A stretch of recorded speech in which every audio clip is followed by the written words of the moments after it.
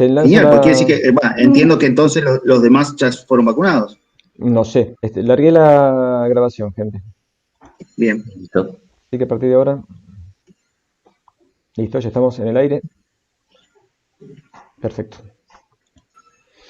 Bueno, chicos, esperamos 2 minutitos más y largo a ver si viene alguien más.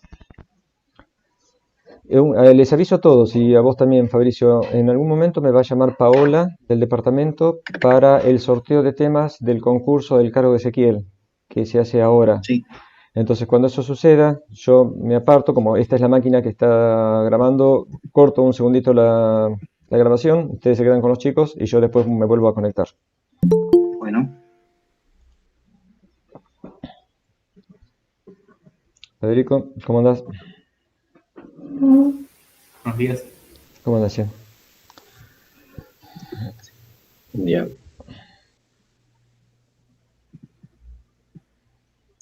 Más o menos estaríamos, ¿no? ¿Gente? Sí. 10. Sí, sí, creo, no sé si... Sí, largo, incluso largo por las dudas me llame Paola ahora. Bueno, chicos, bueno, estuvimos hablando con Pipi y Fabricio y sé que algunos de ustedes estuvieron consultando con el tema de operacionales. Por favor, no dejen de hacer consultas.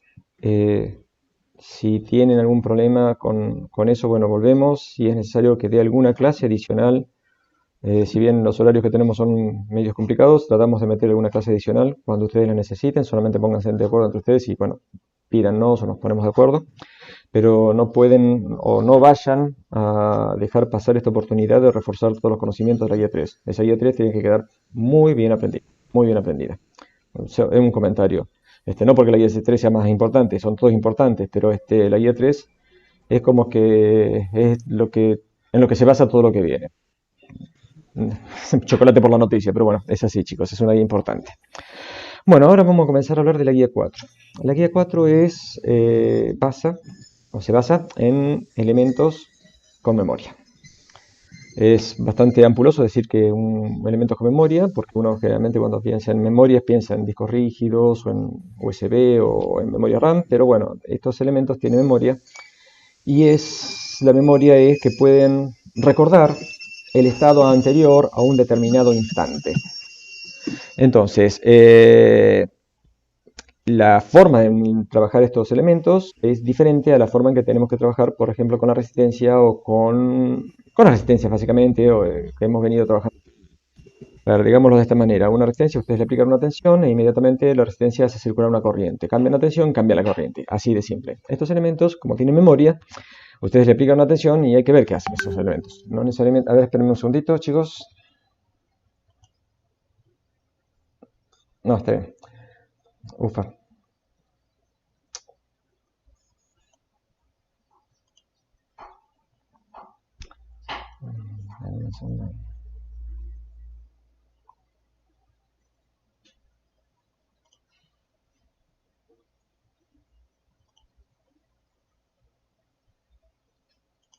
Perdón, chicos, estoy atento al correo.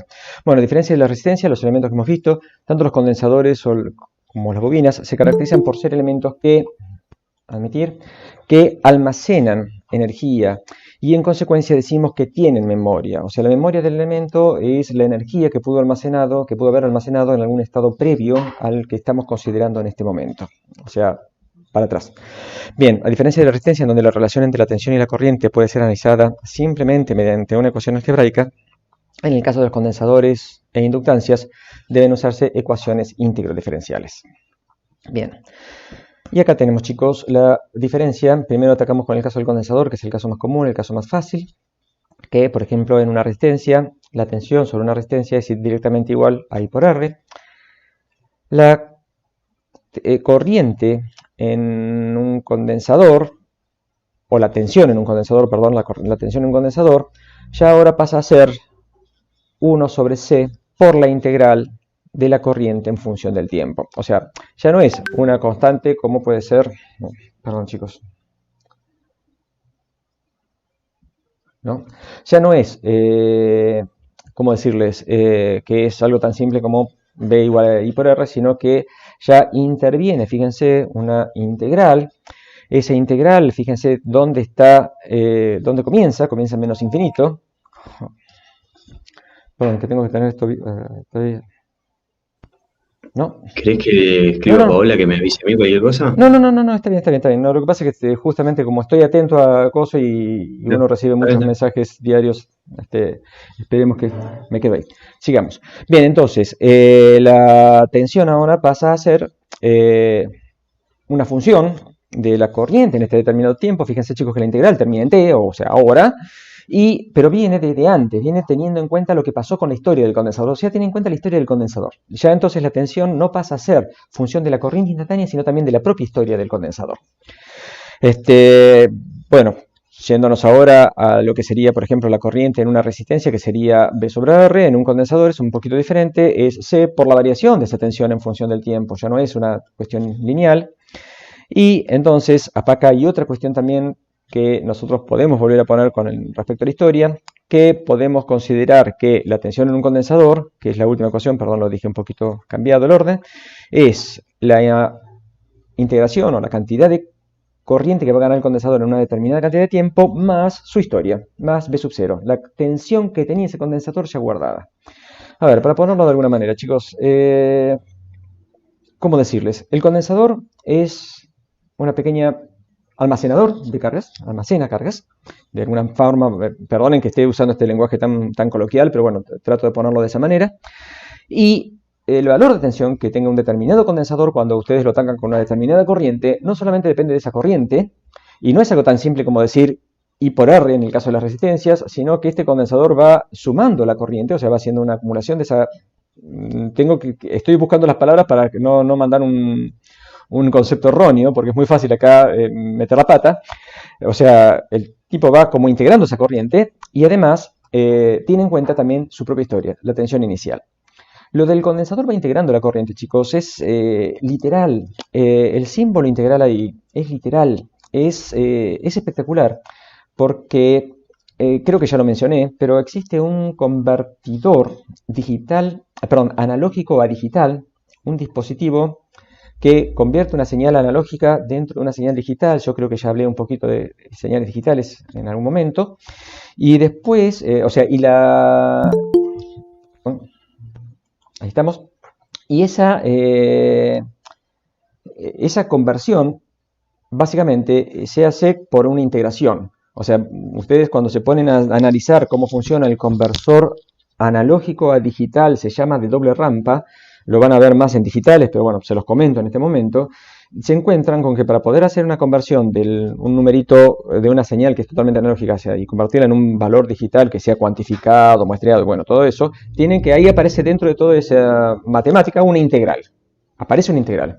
Y ustedes dirán, wow, ¿cómo hago electrónicamente una integral? ¿No se imaginan la pavada que es eso? No se imaginan la pavada que es eso. Es simplemente agarrar, convertir esa señal que está entrando en una corriente. O sea, ustedes generalmente las tensiones que se tienen que convertir a valores analógicos de tensiones que se tienen que convertir a digitales, en este tipo de conversores, se convierten de una tensión a una corriente. Y después, esa corriente se la manda a un condensador y el condensador es el que realiza la integración. Y la realiza perfecto, porque justamente el condensador es el elemento físico que produce la ecuación matemática de integral. Entonces, cuando nosotros decimos que un condensador integra, realmente integra, literalmente integra, pero matemáticamente, más allá de que lo que está haciendo es una acumulación de cargas, ¿no? Pero es literal. Y ahora que estoy diciendo esto, chicos, les pregunto, ¿cómo convertirían ustedes una tensión en una corriente y cómo harían que un condensador integrase esa corriente? ¿Se entendió la pregunta? No mucho. Repito, hay un dispositivo que se llama conversor analógico digital de doble rampa que consiste en tomar una tensión que es analógica, la tenemos que convertir a un valor digital, pero para poder hacer todo ese proceso, que es más complejo, yo no me voy a meter en todo ese proceso, pero sí una partecita de ese proceso que dice que vos esa tensión la tenés que convertir en corriente y la tenés que integrar en un condensador. Tenés que hacer la integral de esa tensión, de esa corriente en un condensador. ¿Cómo convertirías, en base a lo que conocen hasta ahora de teoría de redes, cómo convertirían una tensión en una corriente?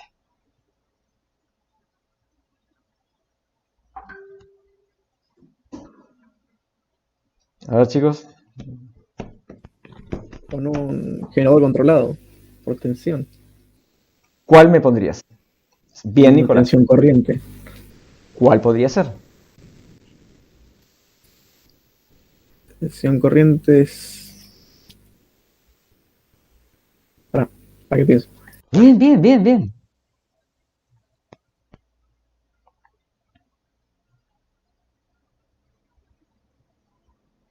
Un FET. Ah, ese era. No me salía. Estaba operacional, transistor y no me Un salía. FET, bien.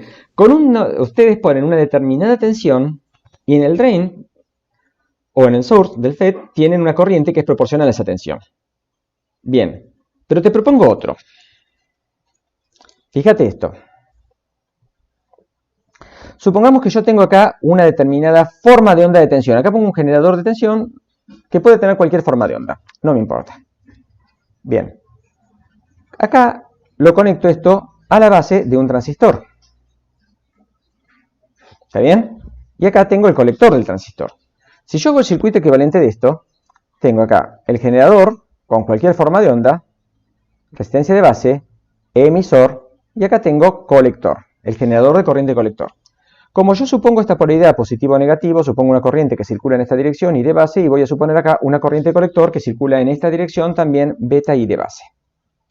Pero si vos te fijas bien, ¿cuánto vale I de base? I de base es, esto es igual a beta, B1, supongamos que esto es B1, sobre RB. Esto es RB. Entonces vos fíjate que acá yo ya tengo una corriente, esto es I de colector. Fíjate que ya tengo una corriente de colector linealmente dependiente, por una ecuación lineal, beta sobre RB sería de B1. O sea que ya convertí la tensión de entrada en una tensión, en una corriente. Convertí la tensión en corriente. Y ahora, si yo pongo acá un condensador, ¿cuánto vale la tensión sobre el condensador con esta polaridad? B sub C es 1 sobre C, lo acabo de poner acá en la ecuación, 1 sobre C por la integral de la corriente, en función del tiempo. ¿Está bien? O sea que no importa qué forma de onda rara yo ponga acá, este condensador me va a hacer la integración matemática de esa forma de onda. En realidad es una integración física, pero que es está perfectamente relacionada con la integración matemática. Obviamente en este juego aparece acá una más tensión B sub C en 0.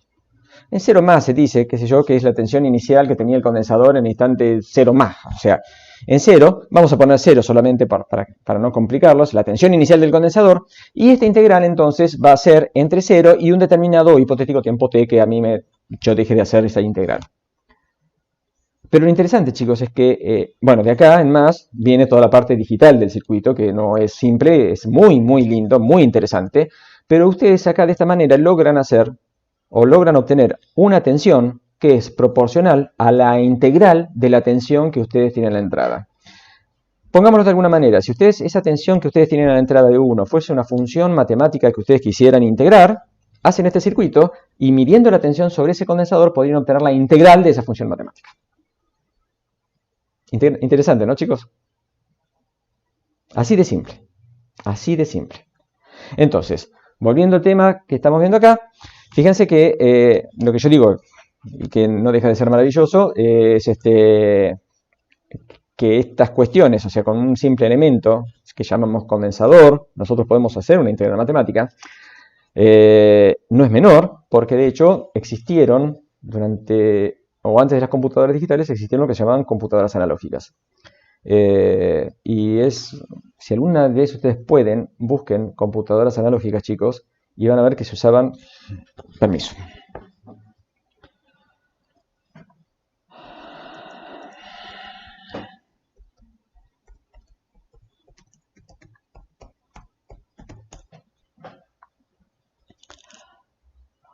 Imágenes... Computadoras analógicas. Bueno, no, acá hay computadoras viejas, pero no son analógicas. Permítanme buscar otras.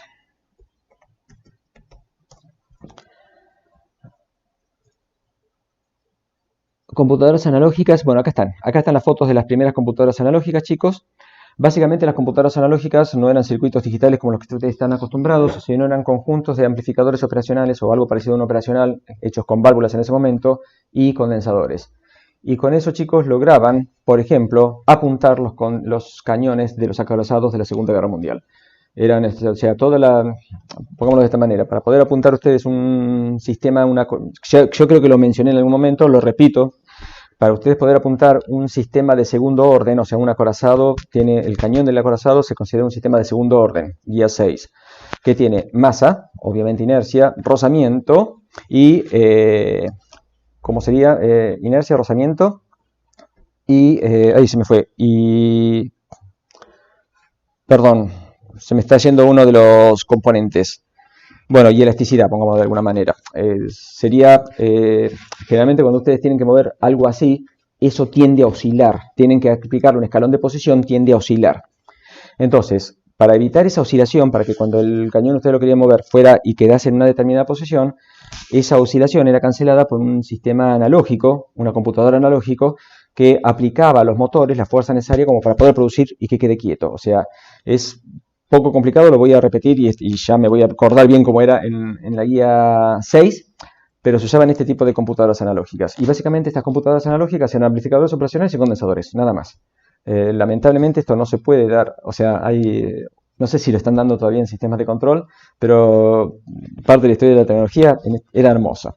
Bueno, volviendo entonces dejémonos de pavadas y vamos de nuevo a las guías. Chicos, la relación entre tensión y corriente en un condensador ya pasa a ser una ecuación íntegro diferencial, no una ecuación algebraica común como podía ser en el caso de la resistencia. Perdón, me fui por las ramas. ¿Quedó claro lo que quería decir, chicos? Sí, sí. Sí, sí. O sea, lo que me importa ahora no es que vayan... Después, si quieren, busquen los acorazados de la Segunda Guerra Mundial, fines de la Segunda Guerra Mundial, computadoras analógicas. Es maravilloso el tema, es interesantísimo. Pero por ahora lo que me interesa es que ustedes vean que en el caso de una resistencia la tensión es I por R y en el caso de un condensador la tensión es 1 sobre C por la integral de la corriente a lo largo del tiempo más la historia del condensador. Bien, sigamos entonces. ¿A qué nos referimos con la integral, propiamente dicho? ¿Por qué decimos que un condensador integra? Bien, esto es lo que se explica en física, generalmente es el ejemplo hídrico que yo digo que tantos dolores de cabeza nos causan en esta materia, y que es que el condensador lo podemos considerar como un recipiente en el cual vamos tirando pelotitas. Entonces, pongámosle gotitas de agua. En el dibujo podemos ver que este recipiente se está llenando con pelotitas rojas, a las cuales consideramos electrones o líquido, pongo acá. Y supondremos que una determinada corriente, cantidad de electrones por unidad de tiempo, puede ser representada por un caudal de agua, cantidad de gotitas por unidad de tiempo. Lo que se le está diciendo a esto, chicos, es que a medida que pasa el tiempo, es simple pensar que el total de agua acumulada en el recipiente sería la sumatoria discreta de todas esas gotitas. El tema es que cuando se trata, bueno, la sumatoria discreta de todas esas gotitas. Antes de seguir en esto, pensemos algo, chicos. Van ustedes, imagínense este efecto, van ustedes, abren la canilla de la cocina, ponen un vaso de agua, cuando el vaso se llenó, lo cierran y toman el vaso. ¿Qué fue lo que hizo el vaso de agua en el tiempo que estuvo llenándose?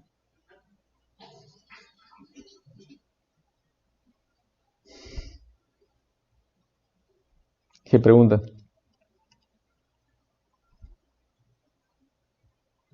¿Alguno se anima a decir algo? Llenándose. A ver, Nicolás, Julián, Acumulando agua. ¿y cómo me dirías acumulando? ¿Cómo te diría? Integrando el caudal de agua. Cuando ustedes van a la cocina y se sirven un vaso de agua, chicos, lo que están haciendo sin darse cuenta es integrar el caudal de agua.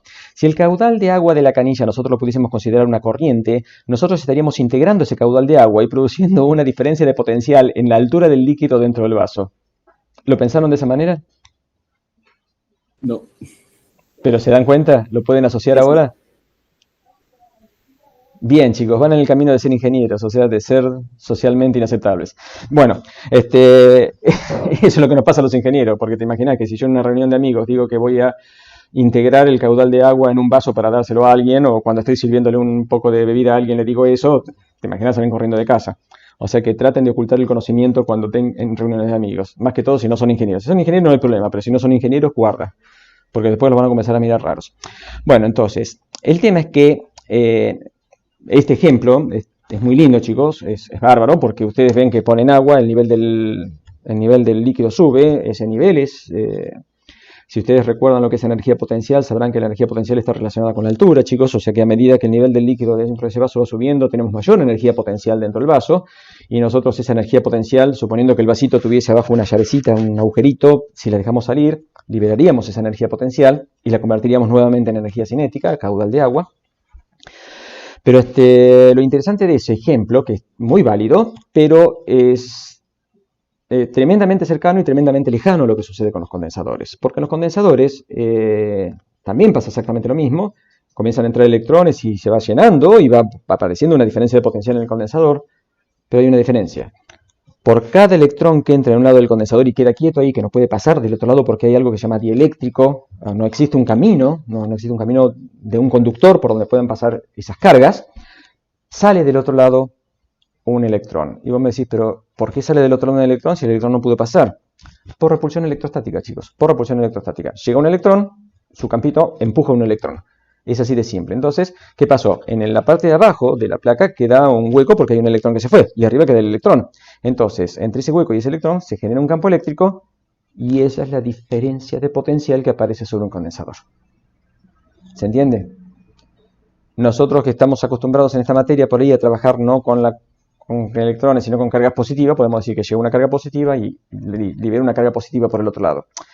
Tratemos de no pensar mucho en cargas positivas porque en realidad las cargas positivas no se mueven, los que se mueven son los electrones. Generalmente dentro de una estructura de un semiconductor, por ejemplo, que es un transistor, un diodo, los que se mueven son los electrones, no los huecos. Pero bueno, espero que esto lo puedan ver desde el punto de vista físico. Entonces, chicos, el ejemplo hídrico del vaso de agua llenándose es perfectamente válido hasta que nosotros cometemos el error que se comete muy seguido en esta materia, de pensar que,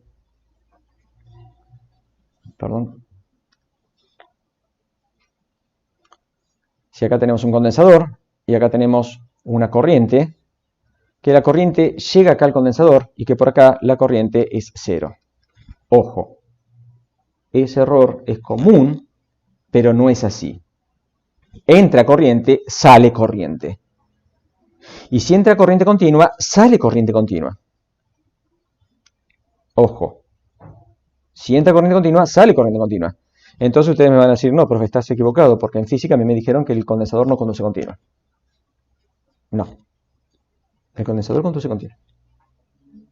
Ojo. Pero en determinadas circunstancias. Y con determinadas consecuencias. ¿Queda claro esto, chicos? Eso es cuando se está cargando, ¿no? ¿Cómo? Eso es cuando se está cargando, ¿no? Exacto. ¿Cuál sería la consecuencia de hacer circular una corriente continua indefinida por un condensador? Pensá en la fórmula matemática que te presenté antes y pensalo desde el punto de vista de físico de un condensador. O pensá en un vaso, Lo que pasa es que, acordate, la diferencia entre el condensador y el vaso es que el vaso, vos metes el agua y no sale nada del vaso. En un condensador, vos metes el agua y es como que salir agua del otro lado, pero de alguna manera el nivel del líquido está subiendo. Es medio raro, por eso te digo que la analogía hídrica del condensador es extremadamente precisa, pero terriblemente tramposa. Porque es muy común que ustedes piensen que el condensador no manda corriente. ¿Se acuerdan que había en sección de corte, en la guía 1, nosotros pusimos una sección de corte que estaba antes y después del condensador, incluíamos o no incluíamos el condensador? Era porque nosotros queríamos ya que a partir de ese momento ya se diese esta discusión, porque ustedes vienen de física con el concepto de que el condensador no conduce continua. Lo tienen totalmente asimilado que el condensador no conduce continua. Y hay dos cosas muy distintas acá en la carga de un condensador. Una cosa es lo que hace el condensador físicamente, y otra cosa es cómo yo ataco o genero esa corriente que va hacia el condensador. Cuando en física dicen el condensador no conduce continua, es porque lo atacan con un generador de tensión. Pero si yo lo ataco con un generador de corriente, el condensador me conduce continua.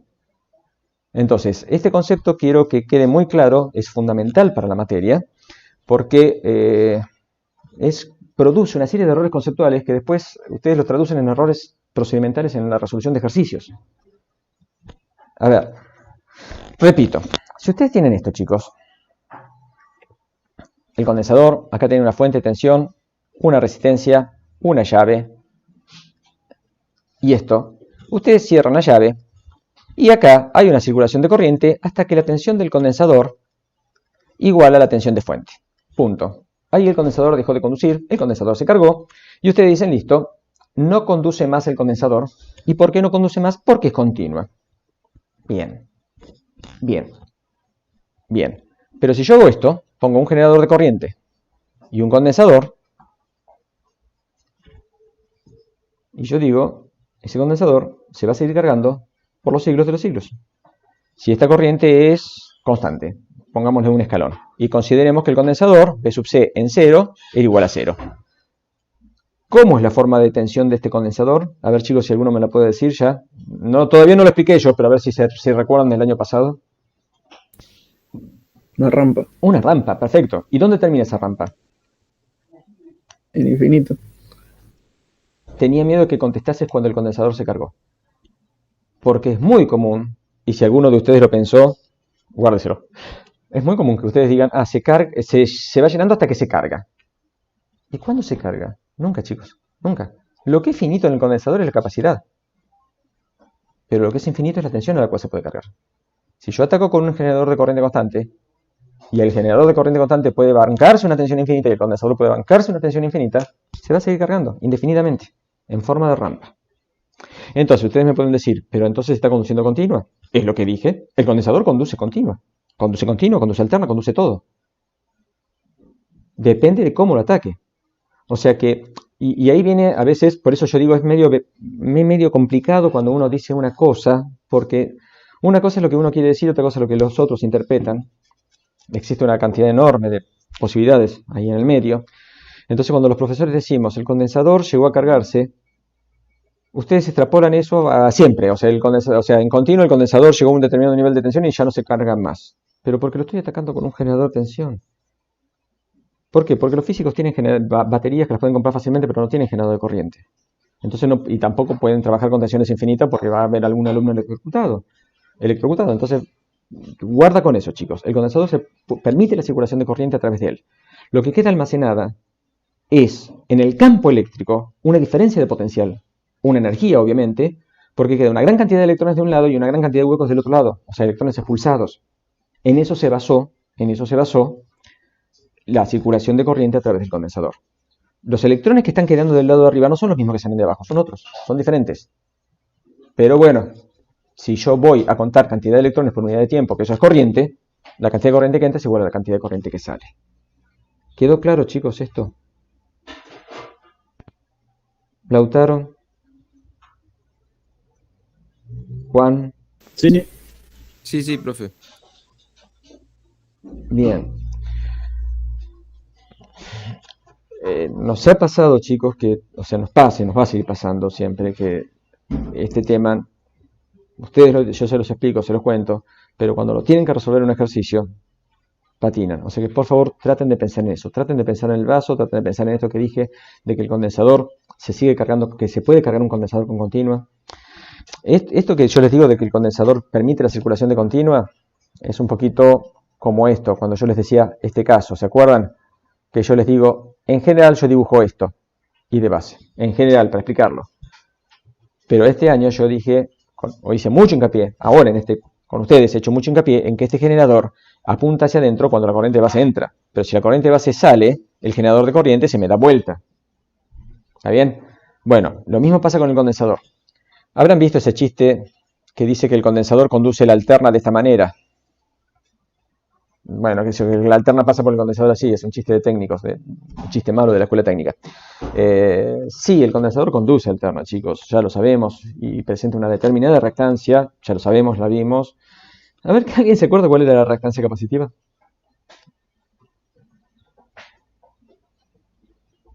Es guía 6, perdón, pero ¿alguien se acuerda? Puede ser 1 sobre W por C. Sí. 1 sobre J omega C. Sí. Y aparte aparece una J ahí molestando, que es como molestan los complejos. Sí, molestan mucho los complejos, sí, pero bueno. Pero entonces, dejando de lado que ustedes saben que los condensadores permiten la circulación de corriente alterna, tienen muy incorporado que los condensadores no permiten la circulación de la corriente continua. Es verdad, si yo pongo un condensador en un circuito alimentado con una batería y el condensador se cargó y ahí quedó. ¿Pero por qué? Porque la batería es lo que yo tengo normalmente a mano. Pero yo pongo un condensador en un circuito atacado con un generador de corriente y no se carga nunca. O se cargará hasta que yo decida cuándo se carga. Que quede claro. ¿Está bien, chicos? Volvamos a la guía. Bien. Entonces acá, a ver si no me olvido de nada, dice el tema es que cuando se trata de una corriente eléctrica, ya debemos usar una forma más apropiada de hablar de la sumatoria, y esa sumatoria, o sea, lo que es una sumatoria de gotitas, yo digo es una integral. Básicamente, chicos, una integral es una sumatoria continua. Este volumen de líquido en electrónicas lo llamamos carga del condensador, y la altura del líquido dentro del recipiente será justamente la tensión entre las placas del condensador. Fíjense que se llama potencial, chicos. O sea, está todo, o sea, los físicos en eso son bastante coherentes. La diferencia de potencial entre las placas y la energía potencial de un dique, por así decirlo, físicamente es lo mismo. Cambiarán las unidades, cambiarán los volúmenes, cambiarán la cantidad de energías puestas en juego, pero un dique nosotros lo podemos pensar como un condensador. Literal, un dique lo podemos pensar como un condensador. Muy grandote, pero lo podemos pensar como un condensador. Es fácil ver que para una misma carga-volumen, si achicamos la superficie de la base... bueno, y acá hay algo interesante, chicos. Supongamos que nosotros tenemos un vaso gordo y bajito, con una cantidad de volumen. Y pasamos ese volumen a otro vaso finito y alto. Si ustedes le hacen ese experimento a un chico, el chico va a decir que el vaso alto tiene más cantidad de agua. Es algo muy común que suceda. Ven los vasos, uno con poquita agua, el otro con mucha agua, pero en realidad el volumen es el mismo. Acá, ¿eso qué significa? La carga, el volumen, puede ser la misma en dos condensadores diferentes, pero el nivel de altura, potencial, diferencia de potencial o tensión que tengan cada uno de los condensadores dependerá de la carga. Dependerá, perdón, del condensador, dependerá del tamaño del condensador. O sea, supongamos que el condensador es como si fuera la base de ese cilindro. El vaso es una cosa cilíndrica. Supongamos que si nosotros tenemos una base pequeñita en superficie, la altura para un mismo volumen va a ser más grande. O sea, pongámoslo de esta manera, chicos. Agarramos una lapicera y pongamos una botella y un vaso de agua grandote. Van a ver que lo que es una altura así en el vaso de agua, cuando ustedes lo tienen en la lapicera, quedó así, en la lapicera. ¿Por qué? Porque la lapicera tiene una superficie enorme, entonces la cantidad de altura del líquido dentro de la lapicera va a ser bajita, mientras que en el vaso es más alta. Entonces, en los condensadores pasa lo mismo. Para una misma cantidad de carga, el condensador más pequeño va a mostrar una diferencia de potencial más grande, mientras que el condensador más grande va a mostrar una diferencia de potencial más pequeña. De cualquier manera, chicos, la cantidad de carga es la misma. Ojo. Bien. Ahora bien, ¿de dónde sale la corriente que carga un condensador? Y acá teníamos dos casos, que era lo que les estuve planteando recién. Puede venir de una fuente de tensión o de una fuente de corriente. No conozco otra fuente. Entonces, en el caso de que la fuente es de tensión, es ampliamente conocido de física, en donde se concluye inevitablemente que un condensador no conduce continua. El caso de un generador de corriente es menos común. Aquí la tensión del condensador crecerá hasta infinito si la corriente es continua. Es importante mencionar que por cada electrón que entra en el otro lado del condensador sale uno, ya lo mencioné. Y aquí se pueden mencionar algunas interesantes, por ejemplo, que si la tensión del condensador no varía, no puede haber corriente. Bueno, ahora explico eso, chicos. Pero lo que importa de esto es que, por favor, quede claro. Si a ustedes les preguntan, ¿el condensador conduce continua?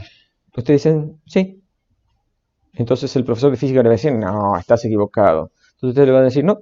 Mi profesor de electrónica me dijo que si yo lo ataco con un generador de corriente, la corriente va a circular indefinidamente y la tensión sobre el condensador se va a tender a infinita.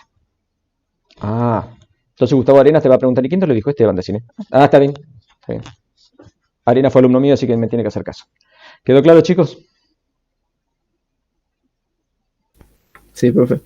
Bien, sigamos entonces. Sí. Bueno, acá suceden cosas interesantes. A ver qué más dice acá.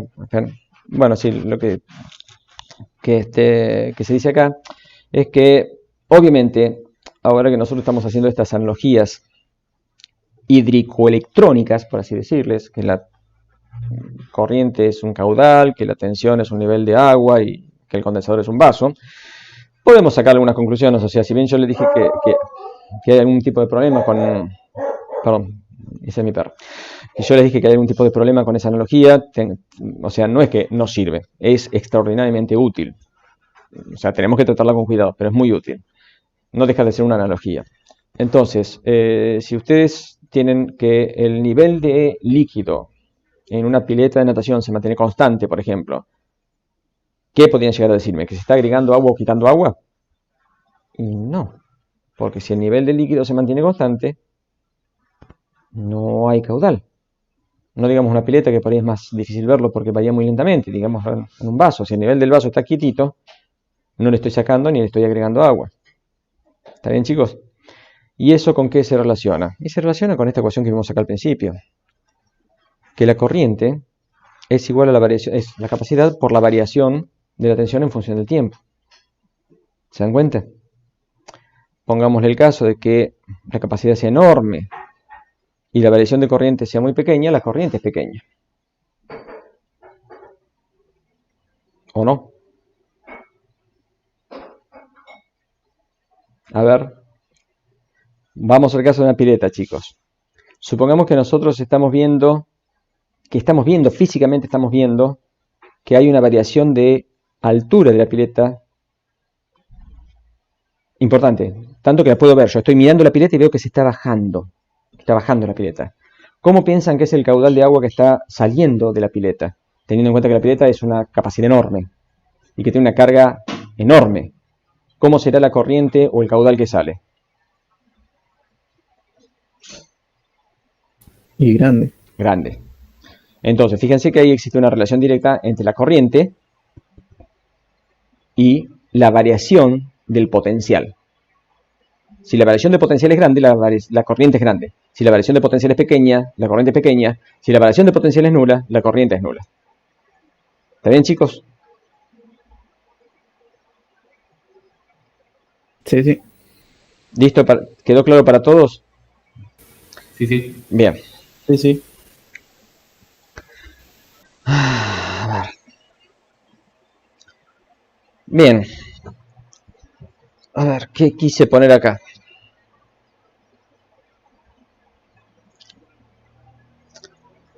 Bueno, acá hay algo interesante con respecto a la tensión y a la corriente en un condensador, que creo que es lo que hice acá. Corriente y tensión en un condensador. Supongamos que el condensador, vamos acá, supongamos que el condensador está inicialmente descargado. ¿Está bien? Y le aplico una corriente que tiene este valor, 1. Supongamos que el condensador vale 1. El tiempo está en segundos. Supongamos que le aplico una corriente. El condensador está inicialmente descargado. Supongamos que la corriente tiene es un escaloncito así. ¿Qué pasa, chicos, con la forma de onda de la tensión en el condensador? Estoy atacando con un generador de corriente a un condensador. ¿Cómo varía la forma de onda de la tensión cuando yo ataco con ese generador de corriente?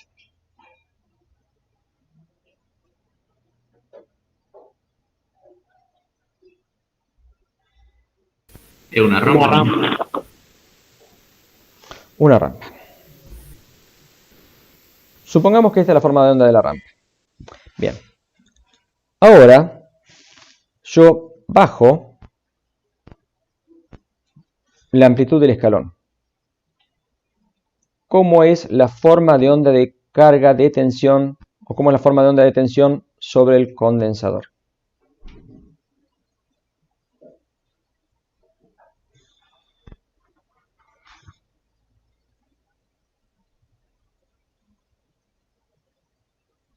Una rampa, pero Una rampa con menos pendiente. Una rampa con menos pendiente. Pero, ¿acá la dibujo?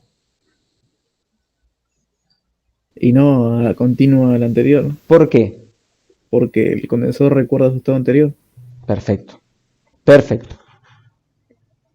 Supongamos que viene acá. Supongamos que ahora la forma de onda de corriente baja acá. Nuevamente tenemos una pequeña, ven como que cada vez tengo menos pendiente. Supongamos que la forma de onda de corriente ahora se queda acá, en 0. Obviamente no tengo variación de la tensión. ¿Está bien? Supongamos que ahora la forma de onda de corriente se invierte. Tengo esto. La forma de onda de tensión ahora en el condensador, obviamente yo le estoy sacando cargas donde yo las puse. ¿Está bien? Porque yo había cargado con un montón de electrones la placa de arriba, pongámosle, del condensador, y se me generó una diferencia de potencial entre la placa superior y la placa inferior. Bien, pero ahora, de la misma manera que yo puse electrones, se los estoy quitando esos electrones. Entonces la forma de onda de tensión ahora comienza a bajar. Yo ahora quito más electrones. La onda sigue bajando. Y ahora quito, me está quedando un poquito chuequito, más. Y cuando yo tengo, permítame acá, cuando yo he mandado esta cantidad de electrones, que podríamos decirlo carga, hacia un condensador y se le he quitado totalmente, nuevamente la tensión vuelve a su valor de 0. Ahora, yo mantengo esta corriente negativa, entonces la tensión sobre el condensador comienza a ser esto. Ahora yo me vuelvo, disminuyo esa tensión, esa corriente, perdón, disminuyo esa corriente que sigue siendo negativa, pero le bajo el valor. Entonces, la forma de onda de tensión se sigue haciendo negativa, pero no tan rápido. Vuelvo, bueno, esto acá. Vengo hasta este punto, chicos. Tenemos una pequeña pendiente todavía. Y acá cuando vuelvo a hacerlo, 0, esto se me nivela nuevamente. ¿Está bien? Fíjense, chicos, que lo que estamos haciendo acá es atacando el condensador con una forma de onda rampitas, y es fácil verlo. Pero ahora yo podría decir que estas rampitas, en realidad, las achico en tiempo y las achico en separación entre ellas, hasta el punto que esto se me convierta en una señal continua.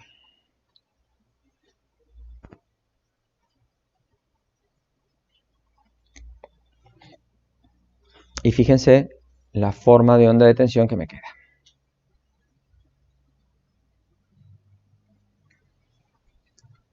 ¿Qué conclusiones sacan a partir de esto, chicos?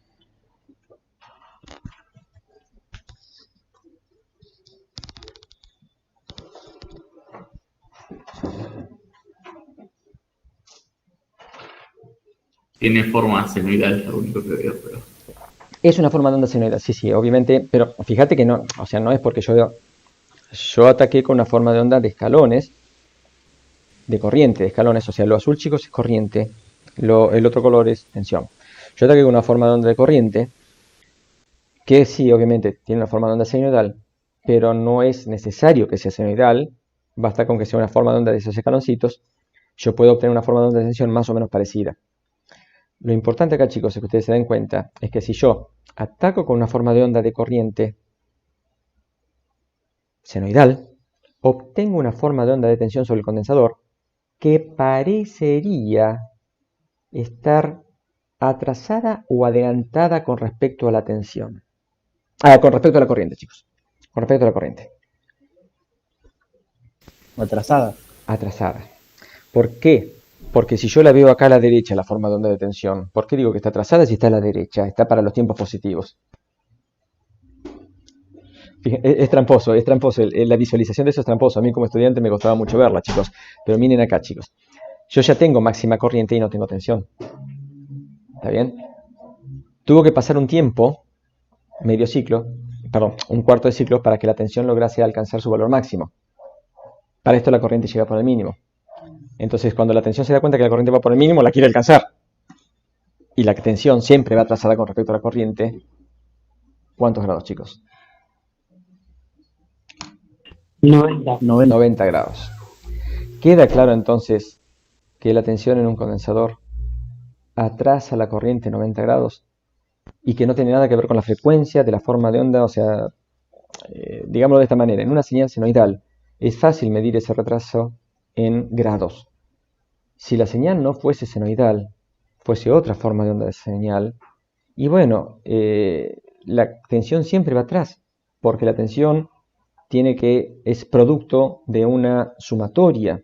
Y para poder realizar una sumatoria, yo tengo que ir sumando pequeñas cositas. Entonces, siempre que yo pongo algo más, es como que tarda en reflejarse en la sumatoria. ¿Queda claro eso, chicos? Pongamos el ejemplo del vaso de agua. Abro la canilla y tengo máximo caudal. Pero ¿cuánto tarda el vaso en llenarse? O sea, la energía potencial del vaso, el nivel del vaso, viene después de que yo tuve el caudal. La pileta tiene agua después de que yo abrí la manguera, no antes. ¿Está bien? Si, por ejemplo, la tensión en un condensador adelantase a la corriente, significaría que yo tengo el condensador lleno antes de haberle mandado caudal. Corriente. Está mal. Entonces, véanlo de esta manera, chicos. Piensen que ustedes están almacenando. Esta es una forma, se las dibujé porque es una forma en que al menos a mí me quedaba claro para poder discernir si era un adelanto o un atraso de fase lo que yo tenía cuando atacaba una señal senoidal a un condensador, una bobina, cuando yo era estudiante, ¿no? Obviamente. ¿Quedó claro el ejemplo, chicos? Sí, sí, buenísimo. Sí. Dame un segundito. No. Sigo esperando. Bien. Volvamos entonces acá. Bueno, eso era, puse este dibujito acá en la teoría como para que ustedes tuvieran una, ¿cómo decirles? Una idea de, o se diera esta discusión de cómo es que la tensión atrasa a la corriente en un condensador. Y eso es simple. No puede haber altura de líquido en un vaso si primero no tengo un caudal de líquido en ese vaso. Es así de simple. Traten de acordárselo por ese lado. Ahí el sistema hídrico, la analogía hídrica funciona. Bien, potencia y energía. Bueno, chicos, potencia es igual V por I. Es simple. Entonces, fíjense que para una determinada tensión, la corriente C por la variación de esa tensión con respecto al tiempo. Tenemos una posible ecuación. Después, energía es la integral de la potencia en función del tiempo. Acuérdense que joules son watts por segundo. En este caso, podemos calcular la energía como la integral entre menos infinito y t de, bueno, la fórmula de la potencia en función del tiempo. Y si nosotros operamos matemáticamente con esto, vamos a llegar a esta ecuación, chicos, la ecuación 5, en donde consideramos que la tensión en menos infinito es 0. Se fabricó el condensador, generalmente se fabrican sin tensión. Entonces, la energía almacenada en un condensador es directamente proporcional a C por la tensión al cuadrado sobre 2. Permítanme buscar una analogía más. Energía de un resorte.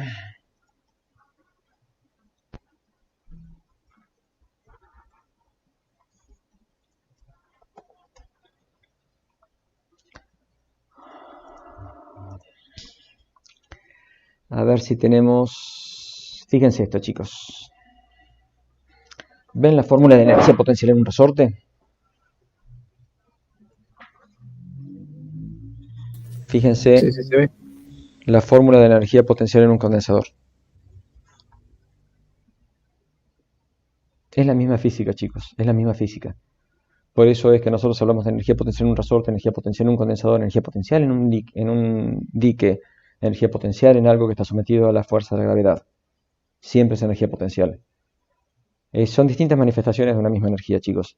Por eso es que nosotros podemos a veces tan alegremente pasar de una... ¿Cómo se llama? De una parte de un circuito a una analogía mecánica sin mayor inconveniente.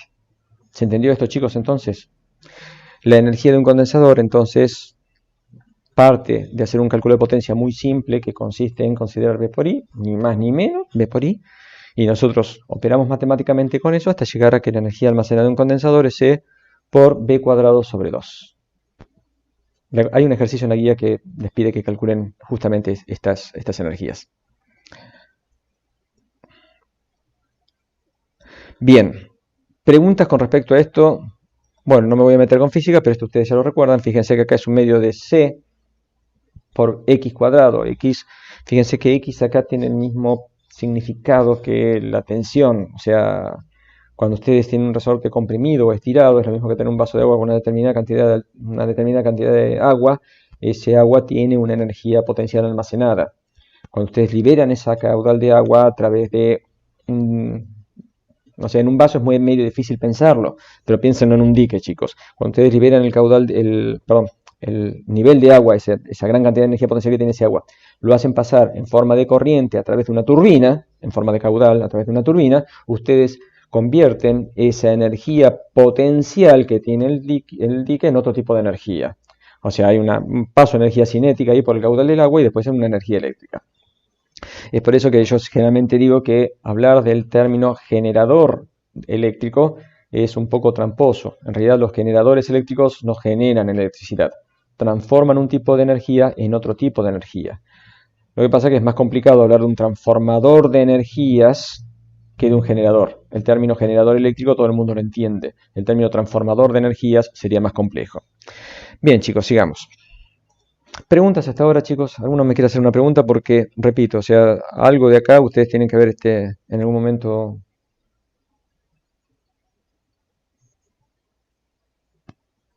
A ver, ¿alguna pregunta que me quieran hacer?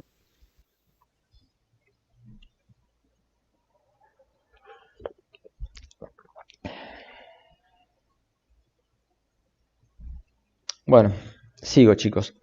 Y acá hay algo interesante que se ve en el próximo dibujo, y es lo siguiente.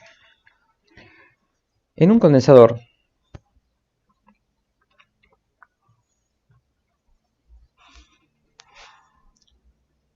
supongamos que la corriente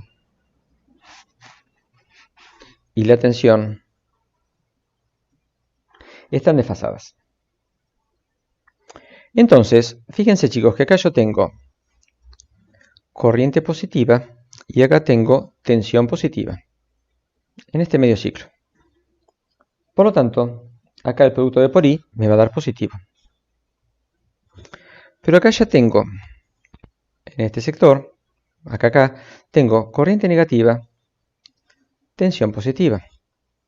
Por lo tanto, el producto de por I acá me va a dar negativo. Acá tengo, en todo este tramo, tengo, acá, en realidad, tengo tensión negativa, corriente negativa, el producto me vuelve a dar positivo. Y así sucesivamente, chicos. La energía de un condensador, la potencia de un condensador es positiva y negativa alternadamente. ¿Cómo era la potencia en una resistencia, chicos? ¿Cómo era el producto de por I? Si yo una resistencia tenía una determinada forma de onda de tensión de esta forma, de corriente de esta forma, tenía una tensión de esta misma forma. En todo momento, bueno, las dibujé, o sea, suponiendo que la resistencia valga 1, son idénticas. En todo momento, siempre, la potencia en una resistencia es positiva. Mientras que en un condensador, la potencia es positiva y negativa. ¿Qué consecuencias tiene eso? Que ustedes me puedan decir en cuanto a la diferencia entre un condensador y una resistencia. Teniendo en cuenta la potencia. El capacitor puede entregar o absorber energía. ¿La resistencia? La resistencia no, siempre absorbe. En realidad disipa. La resistencia siempre Perdón. disipa. No, está bien. O sea, el concepto es correcto, solamente hice un pequeño... Traté de usar una palabra más apropiada. Lo que dijiste está bien, Fede. Chicos, entonces, los condensadores tienen esa capacidad de absorber o entregar. Pueden comportarse como fuentes, cosa que una resistencia no puede bajo ningún concepto. A menos que sea una resistencia negativa, ¿no? Pero bueno, ya estamos hablando de un circuito electrónico más que de una resistencia. Entonces, el condensador puede entregar o absorber. Ahí sí, Federico, podemos decir absorber o almacenar energía. Lo interesante de esta energía es que el condensador no la disipa. La resistencia sí la convierte en calor. Perdón, potencia. Esta potencia el condensador no la disipa. La almacena y después la entrega. La almacena y la entrega. La resistencia la disipa. Algo interesante, que si nosotros ahora queremos calcular la energía puesta en juego, a lo largo del tiempo, la energía puesta en juego a lo largo del tiempo en una resistencia que estuvo disipando una determinada cantidad de potencia va a ser una rampa. Con sus más y sus menos, porque si es senoidal va a tener una pequeña ondulación, pero va a ser una rampa. Mientras que la energía a lo largo del tiempo del condensador es nula, o a lo sumo será un medio ciclo positivo, un medio ciclo negativo de potencia, pero va a estar ahí, acostadita. ¿Está bien? ¿Por qué? Porque si yo tengo un condensador con una señal senoidal, cuando yo quiero ver la cantidad de energía involucrada en ese juego, que yo estuve durante una hora con eso, y voy a tener que la energía ya será, en el momento en que yo corté la tensión, me puede quedar con una tensión positiva, entonces va a ser un medio de C por B cuadrado, o con una tensión negativa, lo cual va a ser un medio de C por B cuadrado, o con cero, si justo corté en el cero. Entonces la energía almacenada en el condensador puede ser cero. Mientras que la energía disipada por la resistencia se convirtió en algún tipo de trabajo, llamémosle calor en una habitación, si la resistencia era una estufa o lo que fuese, la energía sí tenemos una forma de onda de rampa. ¿Está bien? Porque la potencia fue siempre positiva. Mientras que en el condensador, como es potencia positiva y potencia negativa, la energía a lo largo del tiempo me va a quedar un determinado valor, pero finito, acotado. Entre un máximo y un mínimo. ¿Está bien, chicos? ¿Se entiende eso? Uy, qué silencio. Los maté. A ver, Juan, coméntame algo. Sí, profe, sí. Yo lo entiendo al menos. Lautaro. Sí, sí. Bueno, Gustavo, también estamos tranquilos con esto, chicos. ¿Puedo seguir adelante? Sí, sí, profe. Bien. ¿Pueden usar un condensador como batería?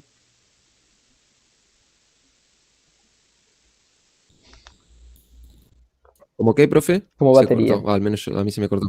¿Pueden usar un condensador como batería?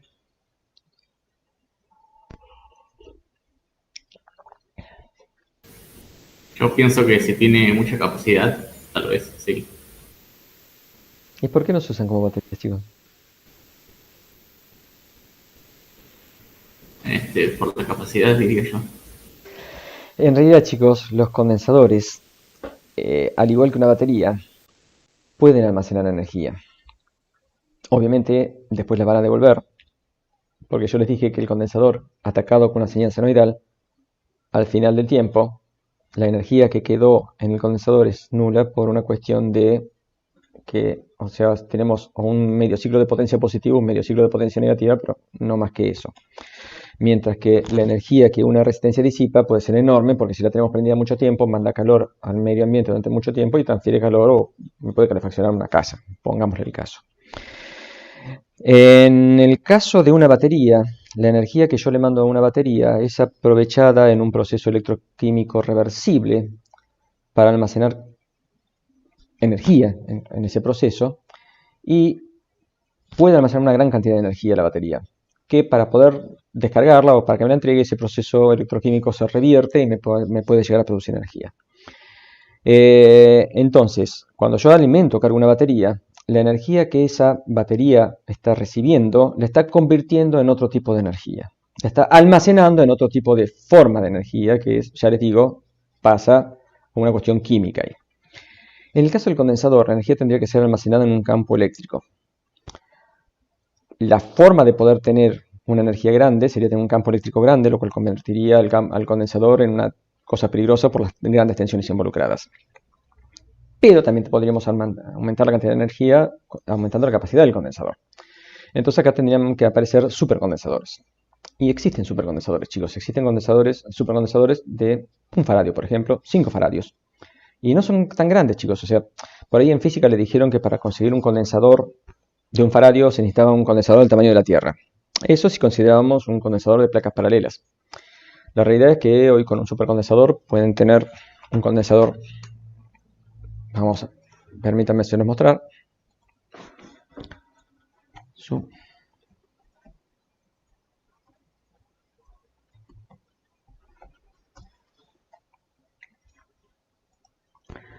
Acá tienen los supercondensadores, chicos, y vamos a ver de qué capacidad son estos supercondensadores.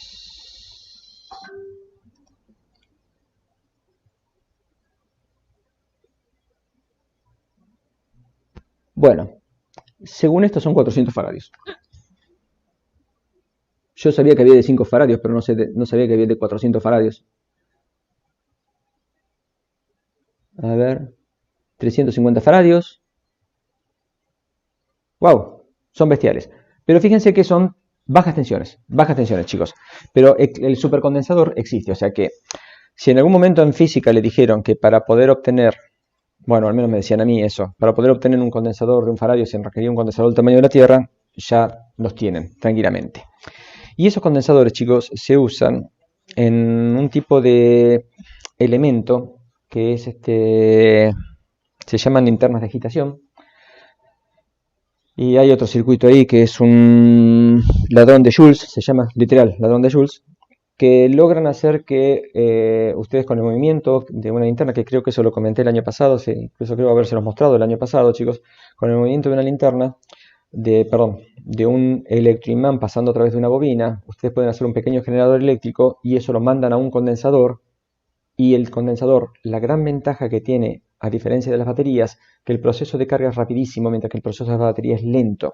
Una batería ustedes no la pueden cargar en forma instantánea. Una batería requiere un proceso muy lento de carga para no lastimarla, para no dañarla. El condensador ustedes le mandan una carga y si los cables y las placas y todo lo soportan, el tipo se puede cargar en forma rapidísima. También se puede descargar en forma muy rápida, tengan cuidado. Entonces, existe un tipo de linternita que usa supercondensadores y el condensador actúa de batería.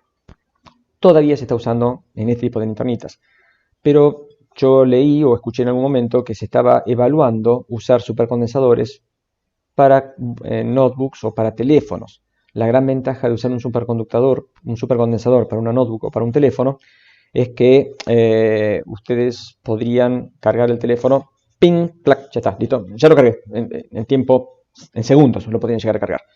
Obviamente, chicos, las corrientes que circularían por ahí serían enormes y no es tan fácil, o sea, hay un montón de problemas tecnológicos que superar antes de que eso se pueda lograr, pero ya se están usando algunos condensadores como pequeñas baterías. Otra desventaja que tiene un condensador con respecto a una batería es que mientras que en la batería el proceso electroquímico a medida que se va produciendo mantiene una tensión relativamente constante de la batería durante todo un tiempo prolongado hasta que prácticamente la batería comienza a mostrar agotamiento, o sea, comienza a descargarse, entonces ya la tensión comienza a bajar.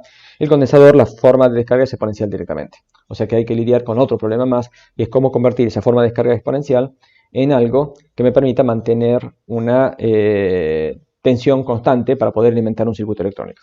Eso es electrónica, chicos. Supongo que en algún momento se va a poder hacer, pero la pregunta era pertinente en el sentido de que si el condensador almacena energía, ¿por qué no lo podemos usar como batería? Bueno, sí, ya se puede usar como batería. En algunos lugares se usa como baterías, pero ya les digo, todavía no a nivel de una notebook o de un celular. En algún momento van a llegar, pero no todavía. ¿Comentarios, chicos? ¿Alguna pregunta? ¿Conocían de los supercondensadores? ¿Sabían que existían? No, la verdad que no. No. A ver si encuentro... Esperen un segundito más. Bueno, yo pensaba que eran esos que mostraste la otra vez, que se los ponían a los parlantes del auto. ¿Cómo? Ah, los parlantes del auto. Sí, también por ese lado, se usan, pero son supercondensadores también, son de un faradio más o menos, son carísimos, son una fortuna. Lo que pasa es que vieron que esos supercondensadores trabajaban con 2,7 volt, una cosa así. Los supercondensadores de los autos tienen que trabajar con 15 volt por lo menos, porque cuando el alternador está cargando la batería podemos llegar a tener tensiones de 15 volt, 14 como pico. Entonces el condensador del auto es una cosa más bestia y son muy caros, pero bueno, se usan para... ahí es como un refuerzo de la batería. En el momento en que el equipo de música le pide a la batería una corriente bestial por un pico de potencia, quien la suministra es el condensador y después se carga desde la batería. En realidad ahí está funcionando como un refuerzo, un suplemento. Y acá tienen, chicos, lo que yo les decía. Esto es el circuito ladrón de Joules, que fíjense, se llama así, ladrón de Joules. Perdón, y en inglés es Joules TF, una cosa así. Y se usa muchísimo en tipo de linternas de agitación. A ver si puedo mostrarles lo que es una linterna de agitación.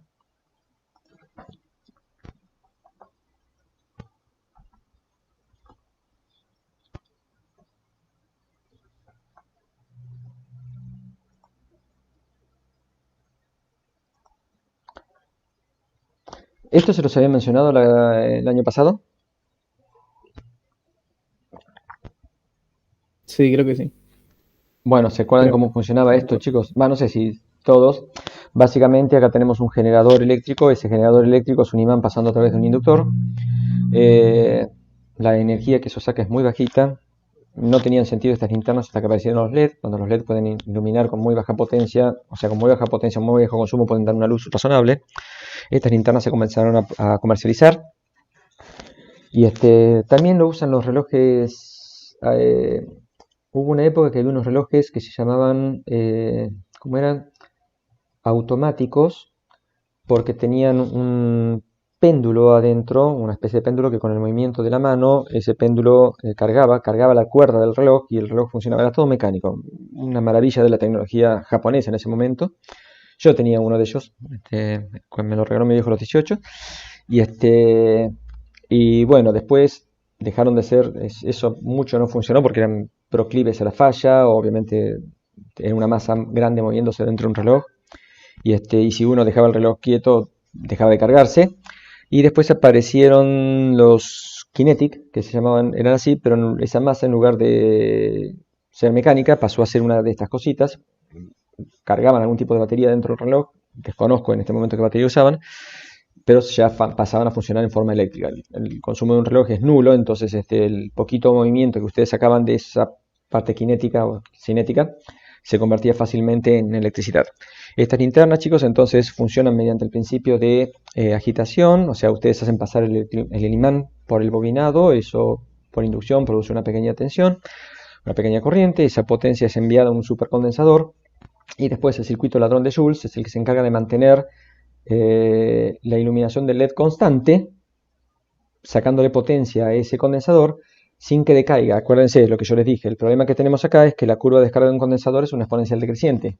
Y cuando yo enciendo un LED necesito una corriente constante. Entonces el circuito ladrón de Joule lo que hace es mantener una corriente constante. Es muy interesante, chicos. Búsquenlo y estudienlo porque la verdad que es muy interesante. Si no entienden algo, nos preguntan. No quiero seguir dándole más tiempo a esto, pero es muy interesante. Voy a dejar un poquitito esta parte, chicos, porque ahora quiero pasar a la bobina. Bien, el condensador ya vimos que almacena energía en un campo eléctrico. ¿Qué es lo que almacena en la bobina?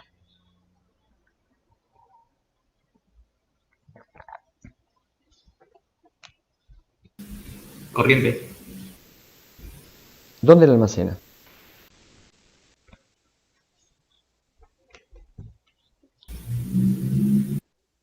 No, no me acuerdo de eso. En un campo magnético tendría que ser lo En opuesto, ¿no? forma de un campo magnético. Bien, Nicolás.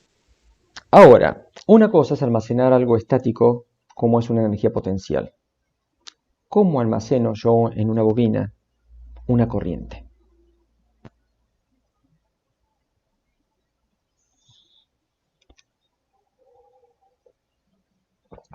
¿Cómo tiene que estar la bobina o cómo tienen que estar el condensador para poder decir que tienen energía almacenada?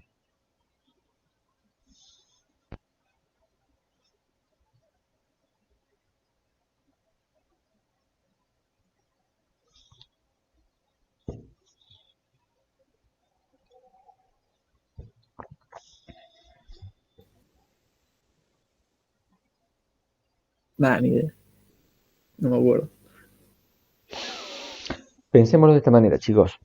¿Conocen algún almacenador de energía cinética?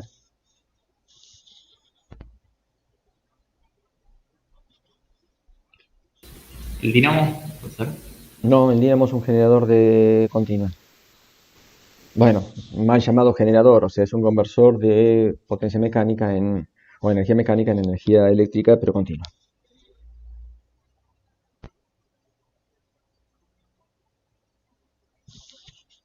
¿Conocen algunos, chicos?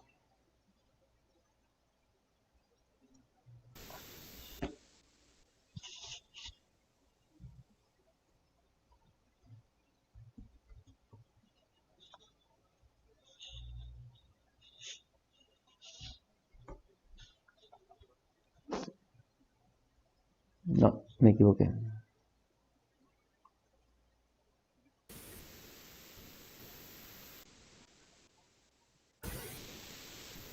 Ahora que está buscando eso, sí, yo me acordé del cuatrimestre pasado.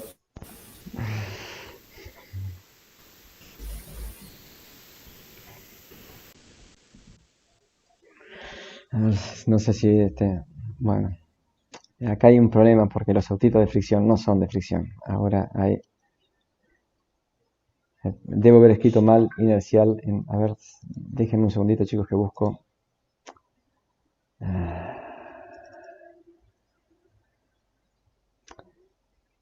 Sí, estaba bien escrito.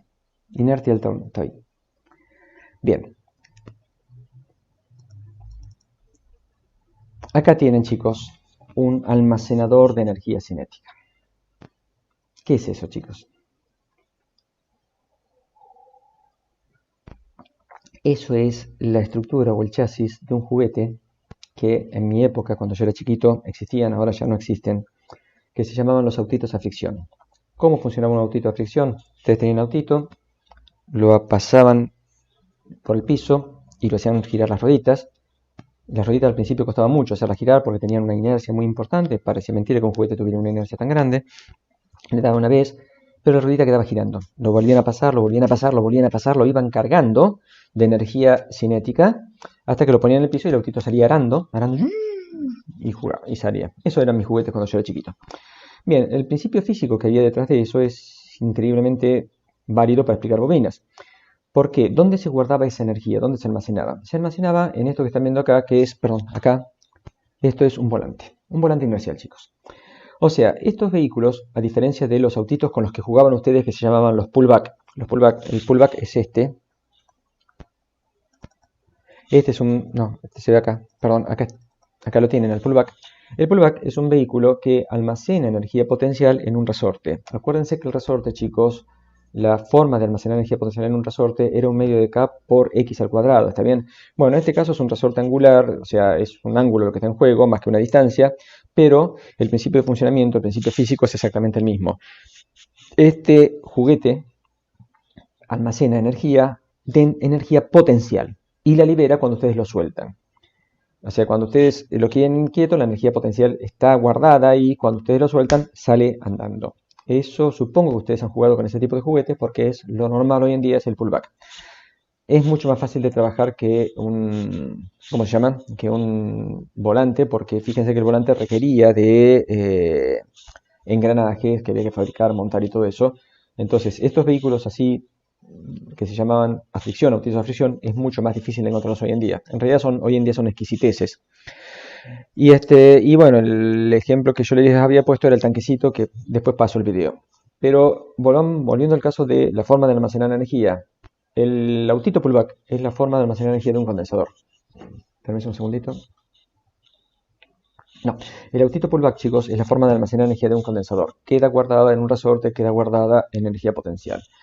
El autito este es la forma de guardar de una bobina. Pero fíjense que para que este autito tenga energía o guarde la energía, tiene que estar girando, tiene que estar en movimiento. Entonces, ustedes tienen levantado el autito, no lo apoyan en el suelo, sino que lo tienen levantado y el autito gira libre, el volante está girando libre. Obviamente que hay una pérdida de energía en todo el sistema de transferencia, en toda esa pequeña quejita de reducción que hay ahí, que produce una pérdida de energía importante. O sea, rápidamente estos autitos, si no se usaban, se descargaban. Podían tener un buen tiempo, pero se terminaban descargando. Pero el tema era que cuando ustedes lo apoyaban en el suelo, ahí sí la energía entraba a descargarse y el autito salía disparado. Y ahí tenían la transferencia de la energía cinética a otra energía, otro tipo de energía cinética, pero que disparaba el autito hacia adelante. Entonces, ¿por qué se los cuento esto? Porque me gustan los juguetes, me encantan los juguetes. Lo tengo que reconocer, ojalá tuviese mucha guita para tener muchos juguetes. Amo los Legos. Tuve una época en que le podía comprar Legos a mis hijos, ahora ya no, mis hijos son grandes, entonces me quedé sin jugar yo. Bueno, pero el tema es que esto es exactamente lo que pasa en un condensador y una bobina. La forma en que almacena una bobina corriente, por así decirlo, es haciéndola circular. Entonces, la bobina, para poder tener algo almacenado, tiene que estar en cortocircuito. Tiene que permitir esa circulación de corriente. Mientras que un condensador, como es energía potencial, para poder tener algo almacenado, tiene que estar a circuito abierto. Está ese resorte ahí tensionado, pero no sirve. En la bobina está ese volante girando, dando vueltas, y no le transfiero esa energía a nada. ¿Queda claro el ejemplo, chicos?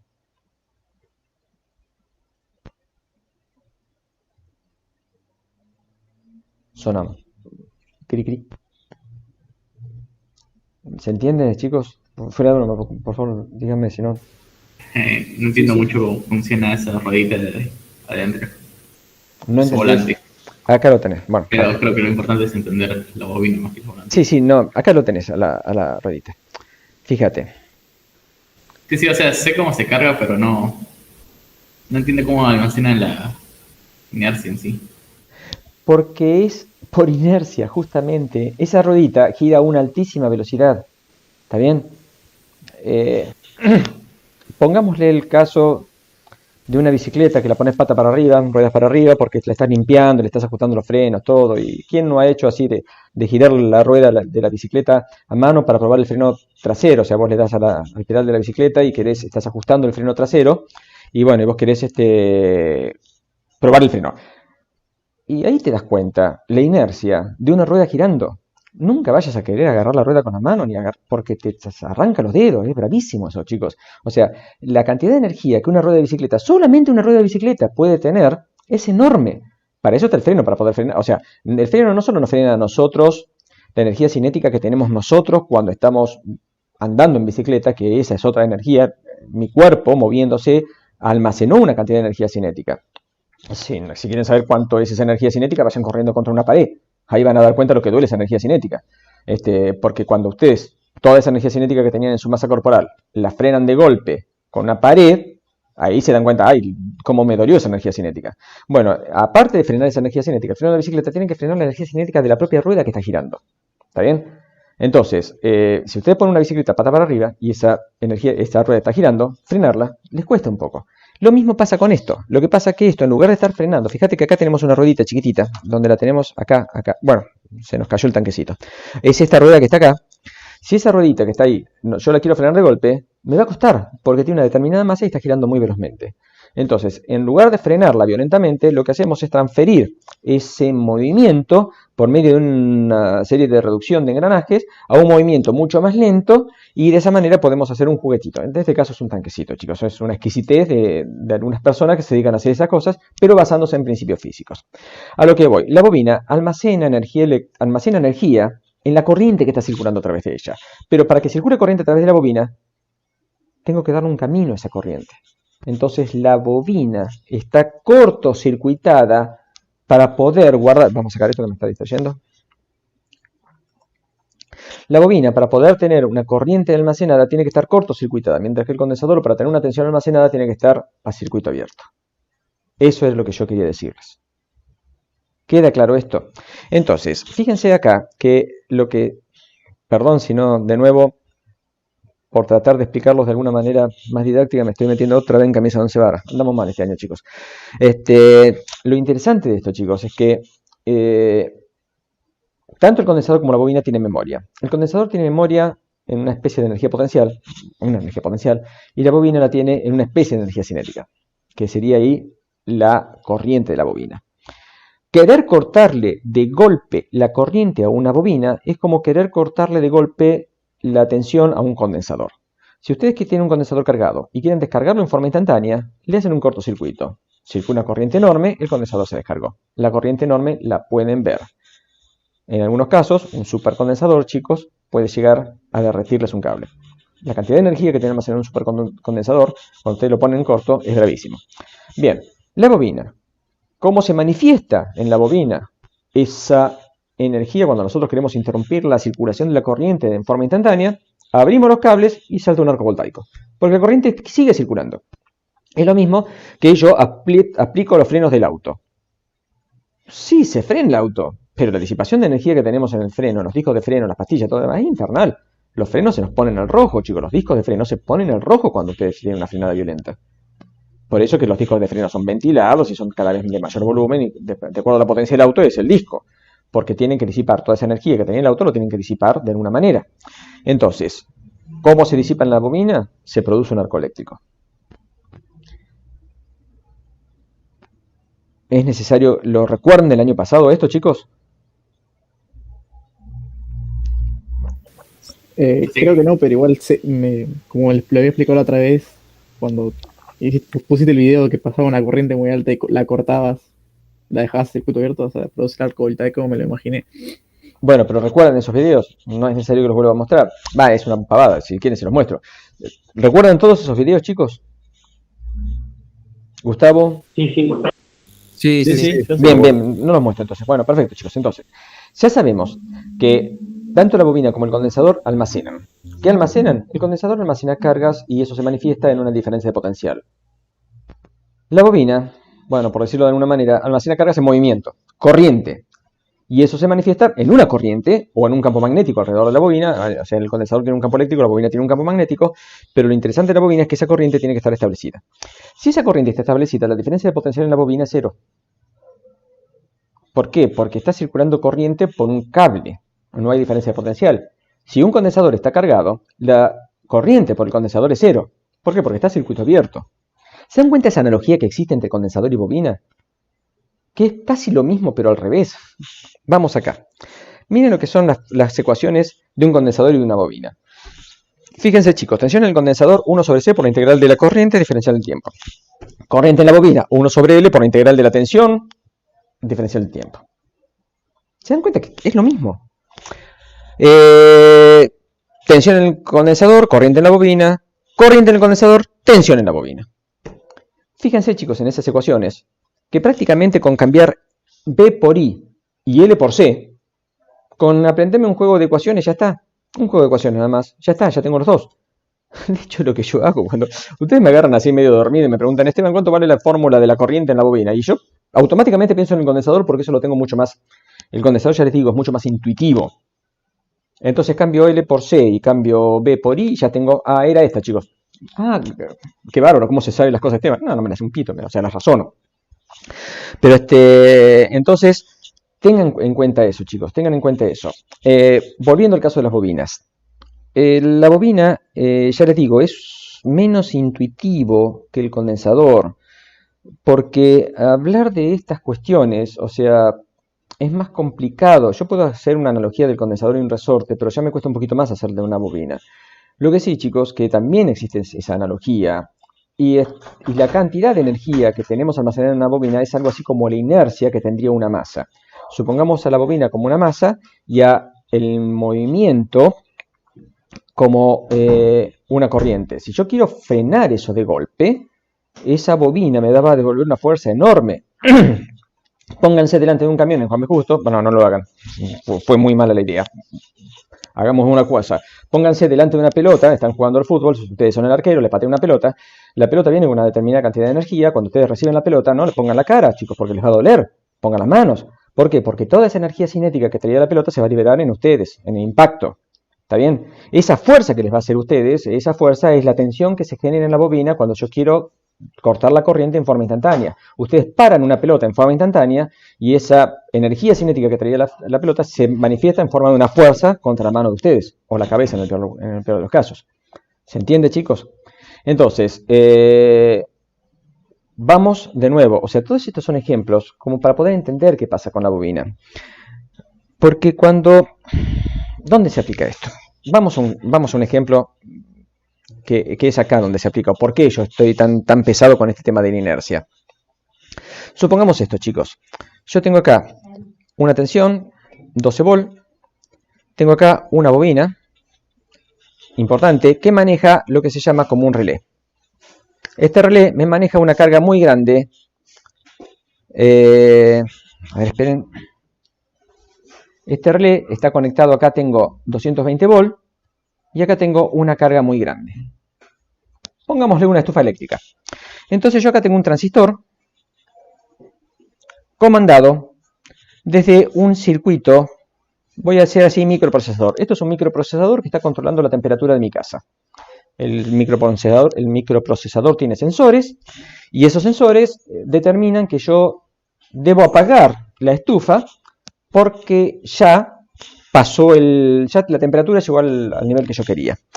La estufa estaba prendida haciendo circular, o sea, acá tenía algún tipo de tensión, pongámosle 5 volt, una tensión o 3,3 volt, alguna tensión de las que manejan los microprocesadores hoy en día, que me mantenía este transistor conduciendo, y acá había una corriente I de colector que me generaba un campo magnético que hacía que esta este contacto estuviera cerrado. Entonces yo tenía 220 volts sobre una calefacción eléctrica y tenía acá una forma de onda de calor. Bien, un calorcito. En este momento, el microprocesador, a través de sus sensores, detecta que la temperatura de la casa es la adecuada. Entonces dice, bien, corto la corriente en este sistema. Corto la corriente significa que tengo que cortar la corriente en la bobina, tengo que interrumpir la corriente en la bobina para que esta llavecita se abra y se apague el calefactor. Pero estaba circulando una determinada corriente en la bobina.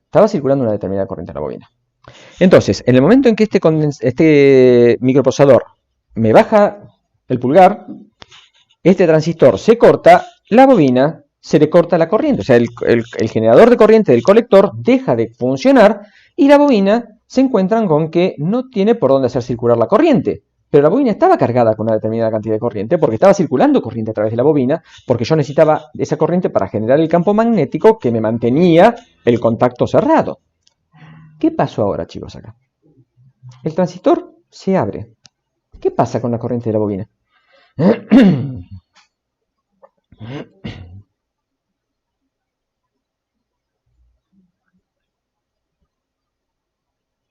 O sea, todo lo que dije es para este caso. Este es el primer caso. ¿Qué pasó ahora, chicos? ¿Dejó de circular la corriente en la bobina? ¿La corriente en la bobina hizo un escalón? No, sigue circulando. Bien, ¿puede hacer la corriente de la bobina un escalón? ¿Puede cambiar en forma instantánea la corriente en una bobina, chicos? Ahora vamos a ver de nuevo, ahora vamos entonces al caso de las funciones matemáticas raras que pasé de largo. Chicos, no puede, la corriente de la bobina va a querer seguir circulando. ¿Está bien? Porque la corriente de la bobina es inercia. La inercia no se puede detener en forma cero. Sí se puede detener, pero a consecuencia de algo importante. Entonces, ¿qué va a pasar? Se me va a producir acá un escalón, una delta de potencial sobre el transistor y muere el transistor. Literal, muere el transistor. Es impresionante, chicos, la cantidad de transistores que han muerto por querer conmutar bobinas, por querer conmutar motores. Entonces, ¿qué es lo que hay que hacer en estos casos? Bueno, murieron los primeros 2 transistores que yo usé. Después me di cuenta y pensé 2 minutos y le di una solución. Se pone acá un diodito de esta forma. ¿Qué hace ese diodo? Cuando el transistor se corta, o sea, primero que cuando está circulando, fíjense acá tenemos 12 volts y acá tenemos prácticamente 0 porque el transistor está saturado, este punto está prácticamente a masa, entonces el diodo está en inversa, tenemos positivo o negativo de esta manera, el diodo está en inversa. La corriente circula por la bobina, el diodo está ahí al cohete. Cuando el transistor se corta, la bobina quiere mandar la corriente, no puede pasar por el transistor, pasa por el diodo. Y se cierra la corriente de esta manera. Entonces, la corriente en la bobina va disminuyendo en el diodo. ¿El diodo tiene que ser de alta potencia? No, tiene que permitir que la misma corriente que circulaba por la bobina. Ahora, bárbaro, salvé el transistor. ¿Qué consecuencias tiene esto? Perdón, chicos. Que la bobina va a hacer circular corriente durante más tiempo del que yo ordené. En un sistema de calefacción no importa que la bobina tarde, porque si sigue circulando corriente por la bobina, sigue estando el contacto ese cerrado, porque sigue habiendo campo magnético.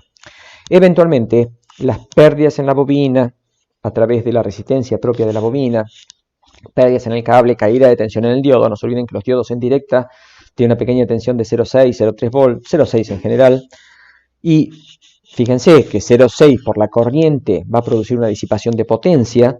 Pongámosle que la corriente era 1 ampere. 0,6, tengo 0,6 watts. Esos 0,6 watts a lo largo del tiempo, 0,6 watts a lo largo del tiempo van a producir una determinada energía. Y cuando esa energía termine de agotar la energía que tenía la bobina almacenada, la bobina se desenergiza, se abre la llave, se corta la tensión de 220 sobre la resistencia calefactora. O sea, el sistema tiene una determinada inercia ahora, no es instantáneo, no abre en forma instantánea, pero al menos salvo el transistor. En un sistema de estos de control de temperatura, que corte un segundo antes, un segundo después, es irrelevante. El problema, perdón chicos, lo tienen la gente del LIC, el Laboratorio de Instrumentación y Control, cuando tienen que cortar los imanes que alimentan el acelerador de partículas en tiempos recontra precisos, y tienen que cortarlos. Porque hay que mandarle un impulso a un electrón que está pasando a una velocidad de la luz, prácticamente. Entonces, ahí las cosas sí se complican en serio. Pero eso es una cuestión de preguntarle a la gente del LIC. Yo simplemente se los comento que hay problemas más serios. En este caso es irrelevante, pero acá se ve cuál es el problema de que la bobina almacena energía. Y de nuevo, chicos, en los condensadores, a veces nosotros podemos usar los condensadores, la energía almacenada en el condensador, y la tenemos más presente porque, bueno, podríamos usar un condensador, un supercondensador para una interna, podemos usar un condensador para una computadora analógica, podemos usar un condensador para cargarlo a una tensión alta y joderlo a nuestro compañero ponchándole el condensador en la mano. Ojo, el condensador tiene que poder soportar esa tensión alta.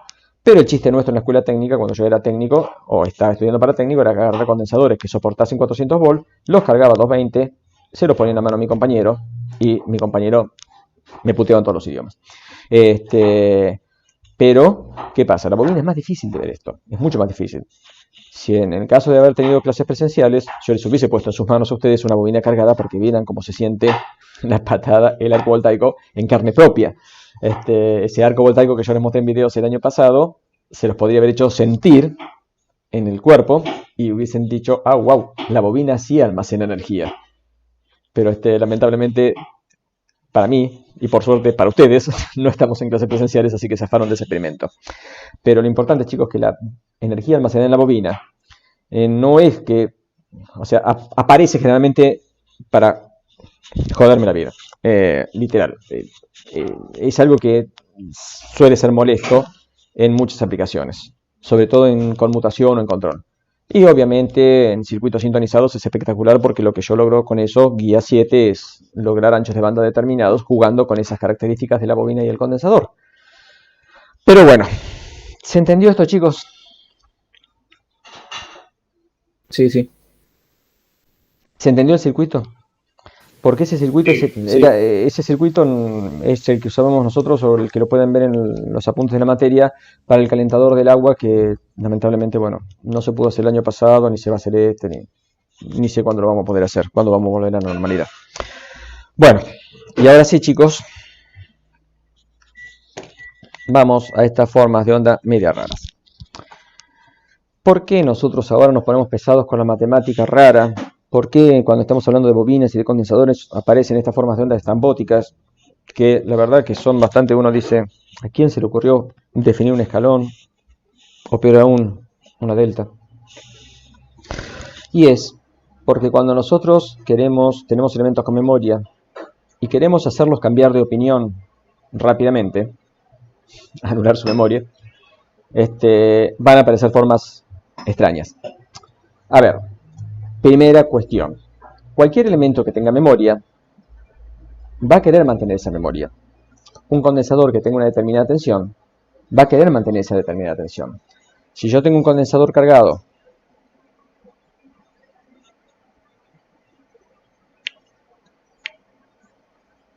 con una determinada tensión y le pongo una resistencia, bueno, si no le pongo nada, el condensador tiene memoria, está guardando su memoria. Yo recuerdo que hace tiempo la tensión era de 5 volts. Dice el condensador, no recuerda, está cargado con 5 volts. Entonces se acuerda que la tensión era 5 volts. Ahora yo pongo una resistencia. Y el condensador dice, no, era 5 volts. Ay, pero ahora me están sacando corriente. Me están sacando cargas. Entonces la tensión, a partir de un determinado valor de 5 volts, que tenía 5 volts, B sub C, en función del tiempo, acá yo conecté la resistencia, a partir de acá comienza a bajar. Pero a partir de ese nuevo instante, que yo voy a llamar acá instante de conmutación, instante de cierre, el tipo parte de la memoria que tenía, de su condición inicial. ¿Está bien? Esa memoria. Y va a tratar de mantenerla. Obviamente a expensas de su propia energía. Si el condensador tiene mucha energía, la va a mantener por más tiempo. Si el condensador tiene poca energía almacenada, la va a mantener por menos tiempo. ¿Qué pasa con la bobina, chicos? Bueno, de nuevo, la bobina está así. Cortocircuitada. Yo recuerdo 5 amperes, dice la bobina. Bárbaro. Ahora yo pongo una resistencia acá. La bobina dice, sigo recordando 5 amperes. Ahora yo abro el circuito. Fíjense cómo se puso el interruptor. ¿Ven dónde lo puse el interruptor? Nadie, chicos, nadie me vaya a hacer esto. para descargar una bobina. Porque el simple hecho de que acá yo tenga estos circuitos abiertos significa que la bobina ya no puede estar cargada. ¿Está bien? Se pone así la llavecita. Bien, entonces la bobina dice, yo recuerdo tanta corriente. A medida que cuando yo abro este interruptor, que esa corriente comienza a pasar por una resistencia, acá tengo una caída de tensión, tengo un producto V por I, ese producto V por I se transforma en una potencia, esa potencia a lo largo del tiempo se transforma en una energía, y esa energía se resta de la energía que tenía almacenada la bobina, se resta de su memoria. Entonces, estos son procesos que, como vamos a ver en la guía 5 o 6, son procesos exponenciales. En la guía 5 en realidad son procesos exponenciales. Bien, pero ¿qué pasa si yo a un condensador le hago esto? Le pongo directamente una llave. Bueno, la tensión del condensador era esta. De golpe cayó a cero porque la llave lo cortocircuitó. El condensador dice, yo me acuerdo, ya no se acuerdan de nada. Alzheimer de los condensadores esa llave, chicos. No se acuerdan de nada después. Bien, ¿qué es o cómo identifico yo la forma de onda esta que apareció acá? Tienen forma de onda, se llaman escalones, chicos. Y si bien los escalones físicos o ideales parecerían una función matemática compleja de manejarlas, en realidad existen en la práctica con sus atenuantes, no son tan perfectas, pero las tenemos que poder manejar. Entonces, cualquier forma de onda que esté en cero y suba es un escalón. Cualquier forma de onda que está en un determinado valor y baje es un escalón.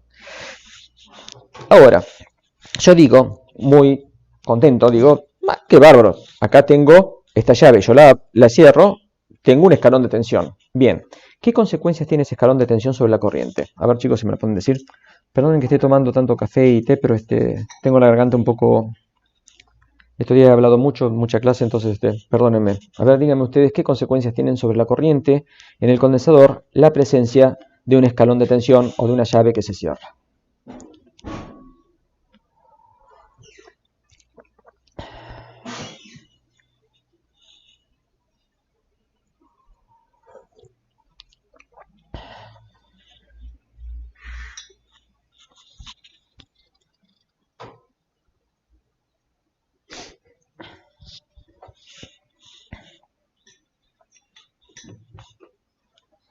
Cuando yo cierro la llave, ¿qué corriente circula por la llave, chicos?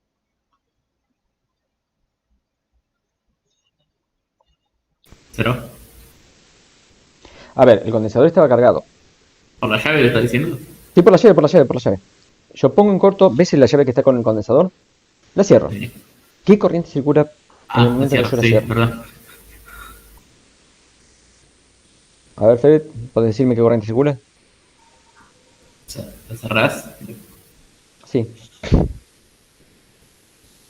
Sería C por la derivada de B. ¿Qué matemático que sos? Decime qué pasa en la realidad. Se descarga el condensador. ¿Con qué forma de onda de corriente?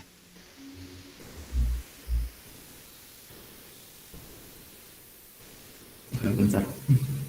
A todos. Diría Pobre Federico. una rampa negativa. Una No, delta, ¿no? negativa no, perdón. Una rampa. Nicolás, ¿No es una delta? ¿por qué? Y porque tiene que mandar toda esa corriente al instante, ¿o no?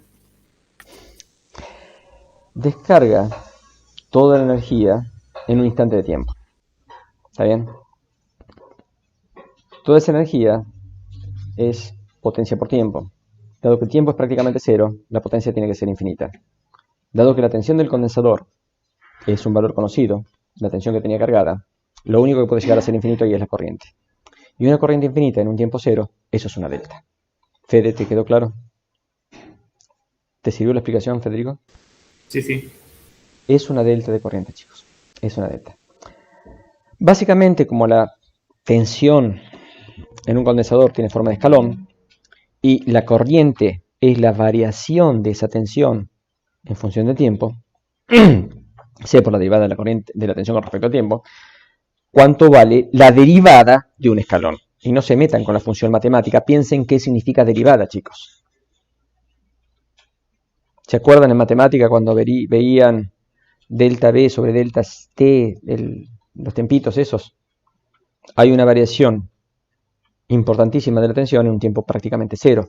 ¿Qué valor tiene esa derivada? Altísima. Entonces lo pueden ver desde el punto de vista matemático por la definición de derivada, o lo pueden ver desde el punto de vista físico, como que ustedes tuvieron que hacer circular una corriente infinita para descargar toda esa carga que tenía el condensador en tiempo cero. O sea, a ver, ¿cómo le saco yo el agua a la pileta en un tiempo cero? Y le vuelo una pared. ¡Pah! Volé una pared y salió todo el caudal. ¿Cómo es ese caudal? Es infinito, es enorme. O sea, por inercia del agua no se va a descargar en forma instantánea, ¿no? Pero es enorme. O sea, ustedes están volando literalmente la pared de una pileta de natación. Literal. Entonces, ese caudal es altísimo. Esa corriente es altísima. Cuando ustedes quieren variarle la tensión a un condensador en forma instantánea, solamente pueden hacerlo a través de una delta de corriente. Entonces, para poder explicar eso matemáticamente y no que queden en esto que yo estoy diciendo, es que aparecen estas funciones matemáticas de escalón, que acá solamente puse el escalón, pero bueno, en la guía esta habla de funciones funciones rampa, funciones delta.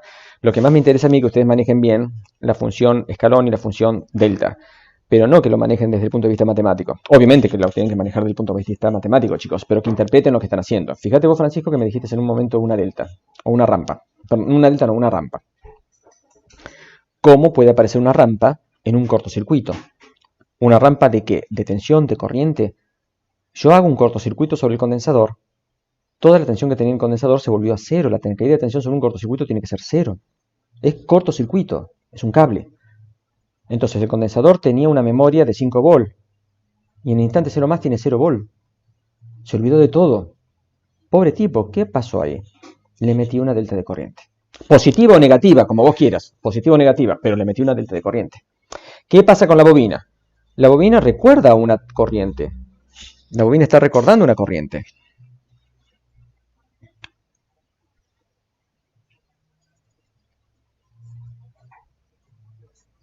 De golpe le abro la llave. El caso del transistor que expliqué recién. De golpe ¿qué hace la bobina? ¿Cómo me reacciona la bobina? De nuevo, toda la energía que tenía almacenada la bobina se disipa. Energía, potencia por tiempo. El tiempo es cero, porque se abrió el interruptor en tiempo cero. ¡Wow! La energía de la bobina cayó de algo a cero en tiempo cero. ¡Wow! Lo único que da eso es potencia infinita. Potencia infinita es B por I. Pero I era conocido. ¿Qué pasó? Se me disparó infinito B. ¿Cómo descargo una bobina? Aplicándole una delta de tensión. ¿Se entendió? ¿Cómo la veo? ¿La veo la delta de tensión? Sí, la veo. Es el rayo, chicos. Es la chispa que salta. Ahí la tengo. ¿Se dan cuenta, chicos, como todo esto es... todo lleva a lo mismo? Todo cierra. ¿Se entiende la teoría que está ahí? ¿Se entiende, chicos, esto? Díganme, por favor, porque si no lo repito. Todavía tenemos tiempo.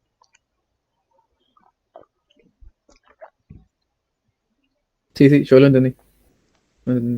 Bruno, Gustavo, Lautaro, Juan, Sí, profe. Julián. Sí, profe. Sí. Bien. Bien.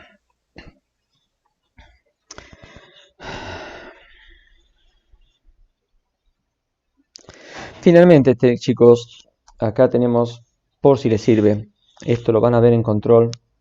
Lamentablemente no creo que ya vean computadoras analógicas. Digo lamentablemente porque la verdad que el conocimiento que ustedes tienen que adquirir a lo largo de la carrera es tan grande, tienen que ver tantas cosas que yo no vi, que por ahí no pueden dedicarse a estas cosas que eran muy lindas. En realidad el estudio de la historia de la ciencia es algo apasionante, chicos, es algo apasionante, y las tecnologías viejas es algo increíble. Yo tuve la suerte de dar una materia en la escuela técnica hace unos años atrás que se llama comunicaciones, donde tenía que explicar telefonía. Y cuando ustedes comienzan a ver los principios de la telefonía, es alucinante, chicos, es hermosísimo. Cuando ustedes comienzan a ver la historia de la telegrafía, si yo les comento a ustedes que la telegrafía, les digo telegrafía, ustedes piensan en el teléfono de Morse. No saben la cantidad de telégrafos que hubo antes que eso. En realidad, el primer sistema de comunicaciones sincrónico, encriptado, fue desarrollado por los griegos 200 años antes de Cristo. Y era un sistema de comunicaciones digital, sincrónico, y encriptado. Y ustedes me dirán, nada, me estás jodiendo. No, sí, chicos. Busquen el telégrafo de Polibio. Polibio creo que con B larga. Y van a ver que la mayoría de los libros de comunicaciones comenzaban en una época con ese telégrafo, porque ese telégrafo tenía todos los problemas que tienen los sistemas de comunicaciones actuales, pero explicados de una manera que se podía entender por un griego de 200 años antes de Cristo. Bien, volviendo a esto, chicos, el tema de las computadoras analógicas se basa principalmente en que nosotros, mediante condensadores y amplificadores operacionales, podemos generar computadoras que puedan trabajar con fuerza, haciendo una analogía de tensión, con masas, haciendo una analogía de inductancias, y con velocidad, haciendo una analogía a corrientes. Y acá es lo que yo les contaba la vez pasada, acerca de que una bobina es muy difícil o sea, yo puedo explicar un condensador con un vaso de agua, pero me cuesta más explicar una bobina. Entonces yo les ponía acá el tema de un bote grande, un velero. Me pasó en una oportunidad, un amigo tenía un velero y bueno, tuvimos que mover el velero en el muelle. Esta anécdota ya la conté, pero la repito, lo siento, ya soy viejo y me tienen que bancar, me la tienen que aguantar. Entonces, el tema era que yo veo semejante mamotreto, el barco medía 11 metros en el muelle, y me dice, lo tenemos que mover de acá ya. Había que moverlo, 20 metros, no sé, una pavadera para que poder amarrar otro barco. Y yo digo, ¿cómo lo llevamos? Y empujando, me dice. Claro, vos hacer fuerza contra el velero ni se mueve. Claro, ¿por qué? Porque tiene una masa enorme. Eso es una bobina. La fuerza es la tensión. Vos aplicás y el tipo no se mueve. Velocidad, corriente. Entonces, el velero era la bobina. La tensión era la fuerza, o la fuerza era la tensión, y la velocidad del barco era la corriente. ¿Qué pasa con una bobina cuando ustedes le aplican tensión, chicos? No hay circulación de corriente. ¿Por qué? Porque la bobina recuerda su estado anterior, que era corriente cero. El velero recordaba que estaba quieto. ¿Por qué me voy a mover? Pero si ustedes insisten, mantienen la fuerza por un tiempo, la misma manera que si en la bobina ustedes mantienen la tensión aplicada por un tiempo, la bobina comienza a integrar esa tensión y generarle corriente. El velero comienza a integrar esa fuerza y generarles velocidad. Entonces el velero se comienza a mover. Y lo van llevando. Y llega un momento que lo van llevando así como nene para el colegio. Lo van llevando sin ningún tipo de esfuerzo. Porque una vez que está en movimiento, ya está en movimiento. Ya recuerda que está en movimiento y mantiene ese movimiento. Ahora el tema es que me pegaron el grito, frenalo. Pero falta todavía, frenalo ya, me dijeron. ¿Por qué? Porque el tipo sabía que el barco tenía inercia. Yo no, me era muy difícil imaginármelo. Entonces, claro, lo quiero frenar y el velero que hacía, recordaba, yo estoy en movimiento, la bobina que recuerda, yo tengo corriente. ¿Qué pasa cuando lo quieren frenar? Y tienen que aplicarle mucha fuerza en sentido contrario. Hasta que al final, bueno, siguiendo las instrucciones de mi amigo, lo pude frenar. Pero ahí fue muy, muy interesante para mí esa experiencia, por el tema de que me di cuenta de la diferencia que existe entre masa y peso. El velero en el agua no pesa nada, está flotando, pero tiene masa. Entonces ustedes lo pueden mover con una facilidad tremenda, o mejor dicho, le hacen fuerza, en algún momento el velero gana velocidad y lo pueden llevar de la mano, pero cuando tienen que frenarlo, ahí agárrense, chicos, porque es lo mismo que una bobina. Yo quiero imponer una corriente a una bobina, tengo una bobina, le aplico tensión, ¿qué pasa? La bobina me comienza a integrar esa tensión. Miren acá esta fórmula, chicos. No, estas no. ¿Dónde estamos? Ufa, se me fueron. Acá están. Miren la bobina. La velocidad es la integral de la tensión. La velocidad del barco, la corriente es la integral de la tensión. La velocidad del barco, corriente, era la integral de la fuerza. Yo aplico una fuerza y al principio no se mueve. ¿Por qué? Porque cuando ustedes aplican una fuerza, un escalón de fuerza, la integración de ese escalón de fuerza en un principio es cero. Después, cuando esa fuerza está mantenida en el tiempo, comienzan a sumar la contribución de esa fuerza, entonces sí, tengo una fuerza aplicada.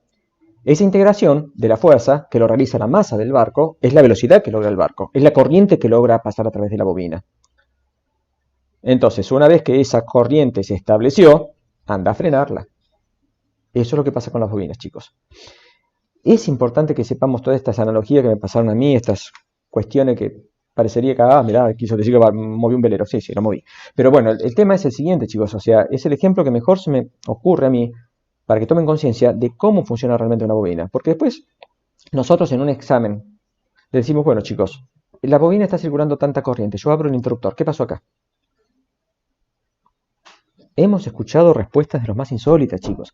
Desde el momento de decirme, la corriente se detuvo. No se puede detener la corriente en una bobina.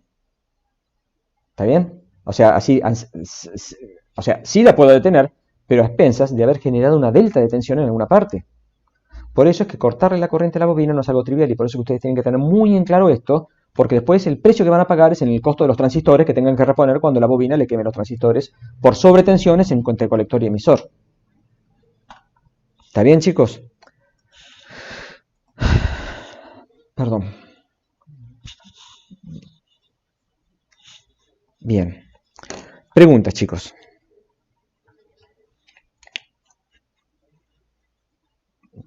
No de velero, sino de...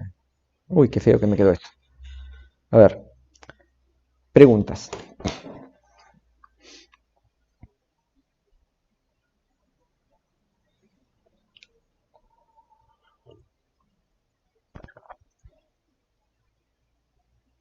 ¿No hay preguntas? Vamos a la guía.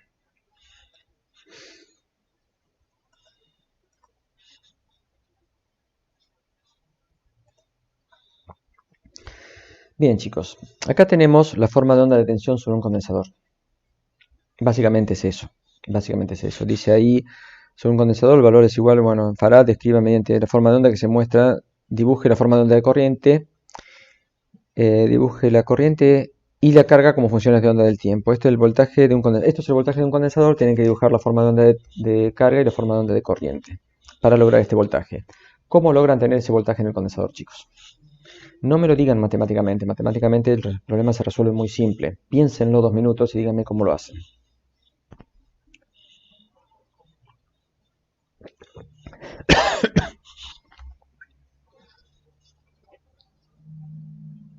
Primero se lo carga con un generador de tensión y después el generador de tensión se apaga. No, Juan. ¿Cuál es la pregunta? ¿Cómo logro esa forma de onda de tensión cuando yo lo ataco con un generador? O sea, ¿cómo logro esa forma de onda de tensión cuando yo o sea, ¿cómo es la corriente que ingresa al condensador cuando yo tengo esa forma de onda de tensión? Ah, ok. A ver, si vos atacás un condensador con una forma de onda de tensión, sí, si le pones esa forma de onda de tensión a un condensador, tenés esa forma de onda de tensión sobre el condensador porque el generador de tensión te fuerza la forma de onda de tensión sobre el condensador. Pero la idea es qué corriente hubo que hacer circular por el condensador para tener esa forma de onda de tensión. Por ahí, perdón, tu respuesta podría haber sido correcta si nosotros hubiésemos hecho Sí, esto. si era otra la pregunta. No, incluso con esa pregunta. Si vos me decís, yo tengo un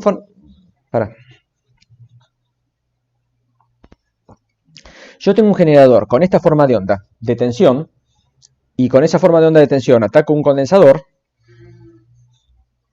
tengo esa forma de onda de tensión sobre el condensador. No hay duda. Pero la pregunta, a ver, vamos a volverla a ver, dice, el voltaje en un condensador de valor 1 faradio se describe mediante la forma de onda que se muestra en la figura. Esa es la forma de onda. Dibuje la corriente y la carga como funciones del tiempo. O sea, yo lo que te estoy pidiendo es que me dibujes la corriente que cargó el condensador para lograr eso. ¿Está bien? Suponete que yo lo ataco con una forma de onda de corriente, con un generador de corriente. ¿Qué corriente le tengo que meter para poder cargarlo así? Hay que poner el brazo Primero una corriente constante positiva y después una corriente constante negativa.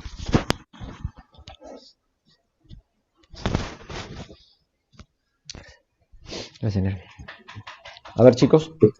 Justo hicieron una... Perdón, justo me saqué el... A ver. Sí, repetile si querés. ¿Quién dijo algo? No me acuerdo el nombre, pero alguien... Perdón, chicos, me saqué justo los auriculares, no escuché nada en la respuesta. Con una corriente constante positiva se genera la rampa de tensión en el condensador.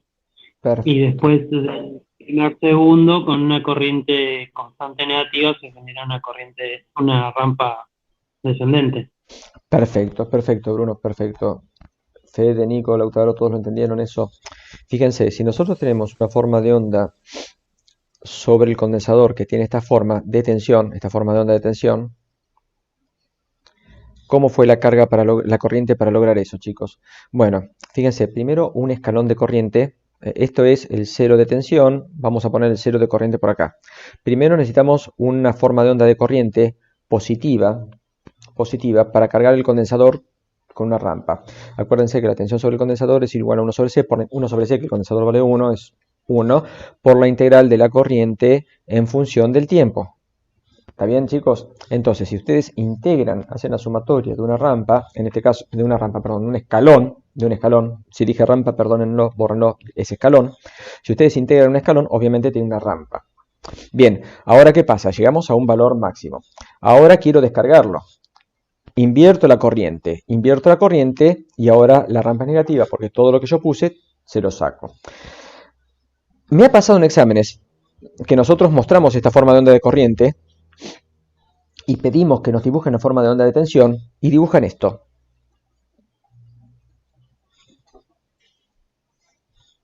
No. ¿Por qué? Fundamental. El condensador no puede variar la tensión en forma instantánea a menos que haya una delta en el camino. Y acá no hay ninguna delta. Que haya una delta en el camino o en el circuito. Y no hay ninguna delta. Entonces el condensador tiene que memorizar la forma de la tensión que tenía antes. Y a partir de ahí comenzar su nueva tensión. La memoria del condensador. Entonces, lo fundamental, chicos, en estos casos es que, bueno, la forma de onda de corriente es así. Positiva, negativa. Para lograr esta forma de onda de tensión. ¿Está bien, chicos? ¿Y cuánto vale la forma de onda de carga? Y bueno, acuérdense que de esta ecuación, chicos, esto es Q. Si esto era 1, la forma de onda de carga tiene la misma forma de onda que la tensión. ¿Se entendió, chicos? Sí, sí. Sí, sí. Bueno, Sí, sí. entiendo, chicos, que hoy los maté. No sé, por favor díganme cómo les pareció la teoría. Porque bueno, acá tenemos una forma de onda, fíjense, de tensión, chicos, que es cuadrática, o sea, es una parábola. Obviamente, para poder producir esa forma de onda de tensión, requiero atacarlo con una rampa de corriente, para que la integral de una rampa de corriente me dé una forma de onda parabólica. O sea que acá sí, eso piénsenlo un poquito, chicos, háganlo ustedes. Lo vemos el lunes, cualquier cosa. Ya la forma de corriente no es son 2 escalones, un escalón positivo y un escalón negativo, sino que vas a hacer una rampita. Les dejo a ustedes que lo hagan. Este ejercicio, el ejercicio 3, está interesante también. Perdón, ahora sí. Perdón, chicos, me tengo que retirar. Tengo concurso. Paola, hola. Bueno, gente, nos retiramos. Esperen, Paola, dame un segundo que termino la clase. Gente, yo me retiro. ¿Quedan conectados? Y Fabricio, ¿te haces cargo? Yo me tengo que retirar. Listo. A ver, Listo. nos vemos, gente. Pero...